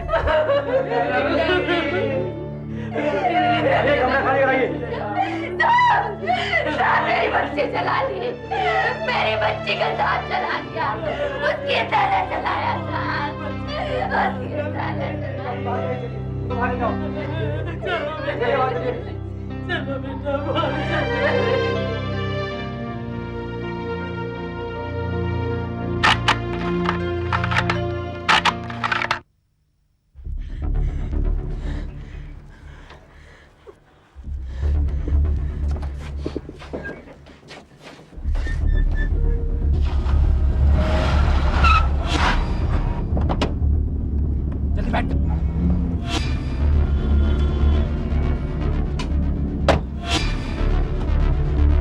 बेटा। चप्पल मिला है। किसकी चप्पल है ये?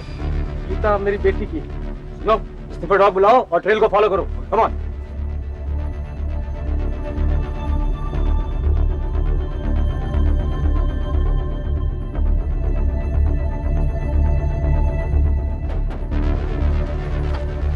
लड़के आए थे?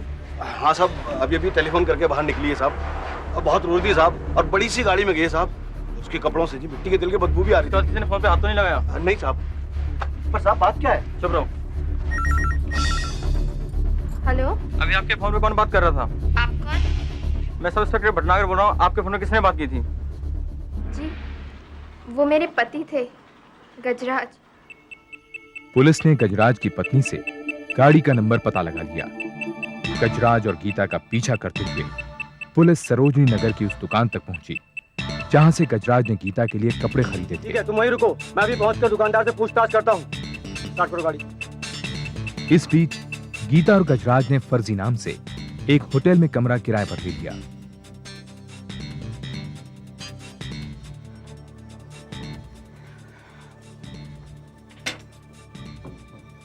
कहाँ जा रहा है? घर जा। मुझे छोड़ के मत जाना गज्जू, मैं मर जाऊंगी। कैसी बात कर रही है तू? छोड़ के कौन जा रहा है? अरे अभी वापस आ रहा हूँ। नहीं, तुम यहाँ से मत जाना, देखो यहाँ मेरे पास रहो। ठीक है, यहीं रह जाता हूँ। यहाँ होटल के बर्तन मांजने पड़ेंगे और बंबई की भूल जा। गीता, पैसे खत्म हो गए हैं, चुपचाप पैसे लेके वापस आता हूँ और वहां का माहौल भी दिखाऊंगा। हाँ? गीता देख, तू यही रह। मैं अभी गया और अभी आया, और जब तक मेरी आवाज ना सुनियो दरवाजा मत खोलियो, समझी? वापस आ जाना गज्जू, मैं सबके लिए मर चुकी हूँ, अब तेरे बिना मेरा कोई नहीं है। ऐसी बात कर रही है? देख, मैं यूं गया और यूं आया। अपना ख्याल रखियो।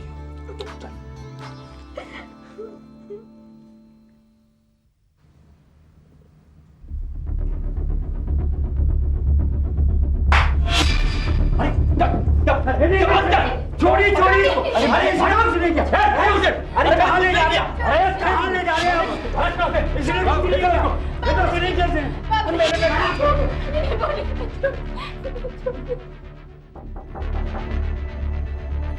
कौन है?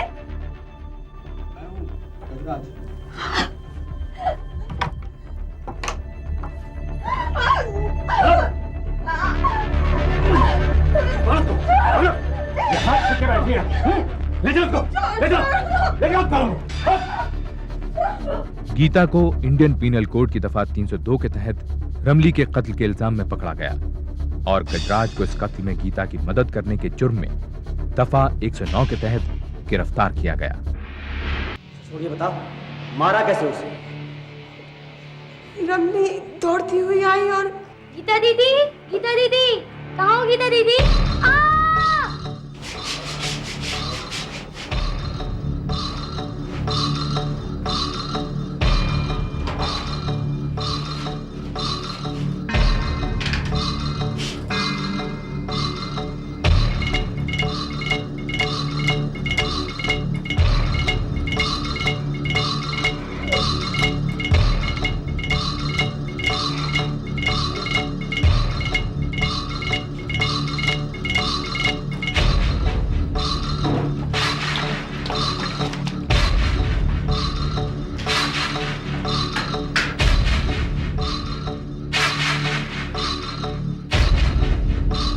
फिर मैं वहां से भाग ली और मैंने गज्जू को फोन किया कि मुझे वहां से आके ले जाए। पर तूने बॉडी को जलाया क्यों? फिल्म में ऐसे देखा था क्या? नहीं, फिल्म में ऐसा नहीं था। वो रमली और अम्मा मेरे कद की नहीं थी, नहीं जलाती तो साफ पता चल जाता। अच्छा, जलाने से हाइट कम जाती, क्यों? नहीं, वो जलाने से लाश सिकुड़ जाती है। इसके कपड़ों से मिट्टी के तेल की बू आ रही थी, तो इसके कपड़े बदलवाने मैं अपनी गाड़ी में सरोजनी नगर ले आया। गीता और गजराज के कन्फेशन के आधार पर इंस्पेक्टर शर्मा ने वारदात का ब्यौरा तैयार किया। उधर इन दोनों के पिता ने अपने बच्चों के लिए शहर का सबसे बड़ा क्रिमिनल लॉयर चुना, शाहवर खान। ये उन 22 लोगों की लिस्ट है जो हमारे खिलाफ कोर्ट में गवाही दे सकते हैं। अच्छा होगा अगर ये लोग गीता और गजराज के खिलाफ कोई गलत बात ना कहें, बस बाकी सब मैं देख लूंगा। ये सब कैसे होगा? 22 लोग? अगर पैसे की कमी नहीं तो क्या कुछ नहीं हो सकता भाई, इतना तो आप लोगों को करना ही पड़ेगा। पर वकील साहब, हम सारे गांव का मुंह क्यों कर बंद कर सका? हाँ, आपके गांव में पानी की कमी तो होगी। हाँ, तो ऐसा कीजिए, एक ट्यूबवेल खुदवा दीजिए और दूसरे ट्यूबवेल का काम शुरू करवा कर रुकवा दीजिए। इतने में गीता और गजराज की जमानत करवाता हूँ। ठीक है सर। ठीक है सर, ठीक है सर।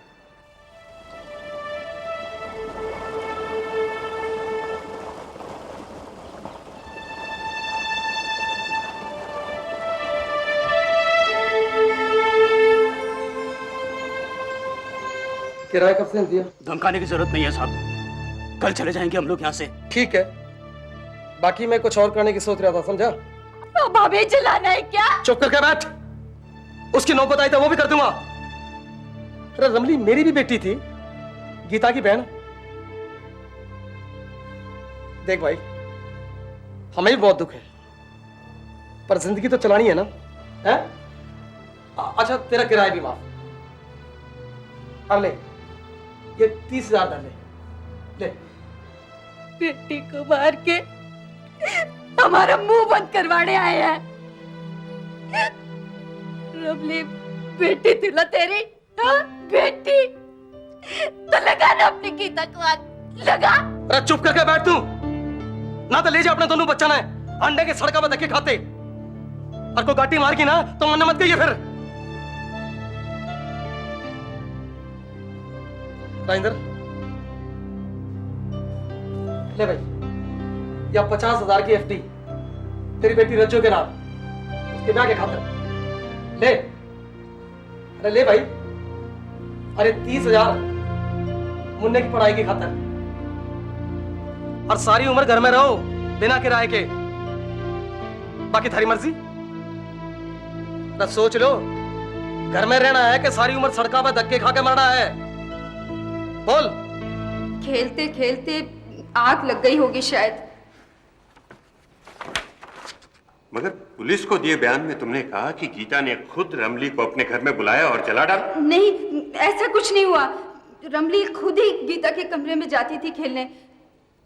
उस दिन भी अपने आप ही गई थी।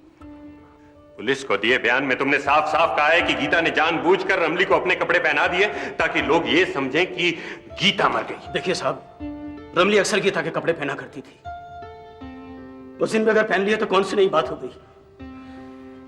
तुम्हें किसी ने डराया या धमकाया है? जी नहीं साहब। तो उस दिन इंस्पेक्टर शर्मा के सामने तुम रो रो कर इंसाफ की भीख मांग रहे थे, वो सब झूठ था। Your honour, the witness has either been threatened और ब्राइब्ड। मिस्टर खुराना, आप विटनेस को तंग कर रहे हैं। लेकिन पुलिस को दी स्टेटमेंट में ये no mister Khurana, please mind your tone. Madam, आप चुप हो जाइए। हाँ तो मिस्टर खान, आप कुछ पूछना चाहेंगे? कोई objection? No no, no objection sir. Shawar Khan को मालूम था कि पुलिस को दिए गए तमाम बयान अदालत में मान्य नहीं होंगे, इसलिए उन्होंने गीता के पिता भगवान दास को बाकी गवाहों को भी खरीदने को कहा। फार्म हाउस का चौकीदार, होटल रिसेप्शनिस्ट, सरोजनी नगर की दुकान का सेल्समैन और बाकी सभी 18 गवाहों ने पुलिस को दी अपनी स्टेटमेंट्स अदालत में बदल दी। सिर्फ इंस्पेक्टर शर्मा और रमली का पोस्टमार्टम करने वाले डॉक्टर ने गीता और गजराज के खिलाफ गवाही दी। मगर मैं लॉर्ड, किसने ली रमली की जान? पोस्टमार्टम की रिपोर्ट के मुताबिक रमली के गले पर रस्सी के निशान थे। रमली की मौत जलने से नहीं हुई, जलने से पहले रमली मर चुकी थी। किसने ली उसकी जान? किसने उसको जलाया? सबूतों की गैर मौजूदगी। सेशंस कोर्ट ने अपने फैसले में माना कि सबूतों की गैर मौजूदगी में रमली की मौत एक रहस्य बनकर रह गई है। चूंकि गीता और गजराज के खिलाफ किसी ने भी गवाही नहीं दी थी, इसलिए उन पर लगे तमाम इल्जामों को खारिज कर दिया गया।